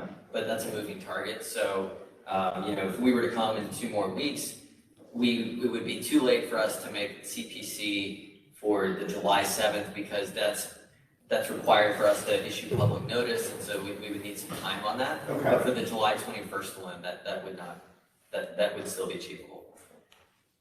And is moving the Hensley Field briefing feasible? Does that present any concerns? It is feasible. I think if we're able to utilize that empty meeting time, if you could confirm that date. That is July 12th. Okay. Tuesday. Yeah. So I think that lays out well how the dominoes will topple if we hear it at the June 28th meeting. So I appreciate staff's explanation there. Mr. Price, yeah. Can I please clarify, Ms. Carpenter, you said so to postpone so that staff can provide additional comments on, I captured 2 issues, the displacement toolkit as well as auto-oriented businesses. And I think you said something about protecting them. I want to make sure I capture your intent clearly. Okay, I'm not sure I can repeat exactly what I said, but as it postponement with the staff being directed to look at additional measures to address the retention, protection of auto-centric businesses, specifically with special emphasis given to the Hampton-Clarendon intersection, and also to be prepared to brief us and present us with the anti-displacement guidelines and toolkit that was discussed earlier, and then also to look at additional measures to protect protect the character of the single-family neighborhoods and prevent gentrification and displacement in the areas where it's being proposed to add missing middle housing. If there are additional refinements to the plan, that whether it's lot size or whatever else, to try to get closer to what the single family neighborhoods are asking for, which is to retain the character of their single family neighborhood and prevent gentrification and displacement, while also trying to accomplish what the city is trying to accomplish through adding more housing through missing middle housing units. I'm sorry, that got longer when I repeated it, but I caught those. Thank you. you asked me to keep talking. I've got more. Thanks, Commissioner Carpenter, members, any other comments, discussion of the motion? I'll just add in a brief comment that I think I will be supporting the motion. I think we're very busy as a committee between, the forward Dallas comp plan rewrite and Vocab and Hensley Field and some other area plans that are in the pipeline. So, I am, hopeful that at this June 28th meeting, we will be ready to, hopefully move this forward with some additional information from staff, recognizing that we will be one of 3 bodies to review this. It's going to be us, the Plan Commission, and the City Council. So, I think we can do some work to, hopefully get this, I think this is a great document that you put together, Mr. Church and staff, and I appreciate all your hard work. And I think we can definitely, hopefully make some refinements, or suggestions on how to refine it when we consider it on the 28th. But at the same time, there are going to be 2 other bodies that can also take a look at this and continue working on it as well. So I think our goal should be suggesting to improve, recognizing that we may not be able to perfect it 2 weeks from now, but that it will be able to be fully ironed out between our helpful feedback and the rest of the process. So happy to support the motion with those comments. And just to clarify as well, you also have the option, if you choose to move it on, you can also move it on with comments. So even if we don't fully address, whether it's today or next time, the comments, you can still pass on committee recommendations associated with the motion. I think there's a good chance there will be some, so folks, be ready with some recommendations. Let's say at our next meeting to add on to this, because I'm sure the City Plan Commission and Council would appreciate those. And I don't think, we would expect them to watch the entirety of our 4-hour plus hearing today. So to the extent we can memorialize those in full recommendations to pass on to the Planning Commission and then Council, I think that would be the way to go. All right, any other comments? All right, we have a motion to hold this matter under advisement until June 28th with specific instructions to give us additional briefing on the issues discussed by Commissioner Carpenter, and the motion's been seconded by Commissioner Anderson. All in favor say aye. Aye. Any opposed? Nay. The motion carries. All right, we have one quick agenda item left. It's approval of the meeting minutes from May 24th, 2022. Can I have a motion? I'll make a motion for approval. All right, we have a motion by Mr. Bullard, seconded by Commissioner Carpenter. Any discussion? Say none. All in favor say aye. Aye. Aye. Any opposed? Say nay. The motion to approve the minutes carries. Finally, can I get a motion to adjourn? Make a motion to adjourn. All right, thank you, Mr. Lopez. We have a second by Commissioner Anderson. Motion is not debatable. All in favor say aye. Aye. Any opposed? Nay. The motion carries. It is 12:13 and this meeting of the club is adjourned. Thanks, everyone. Thank you guys. Have a good one.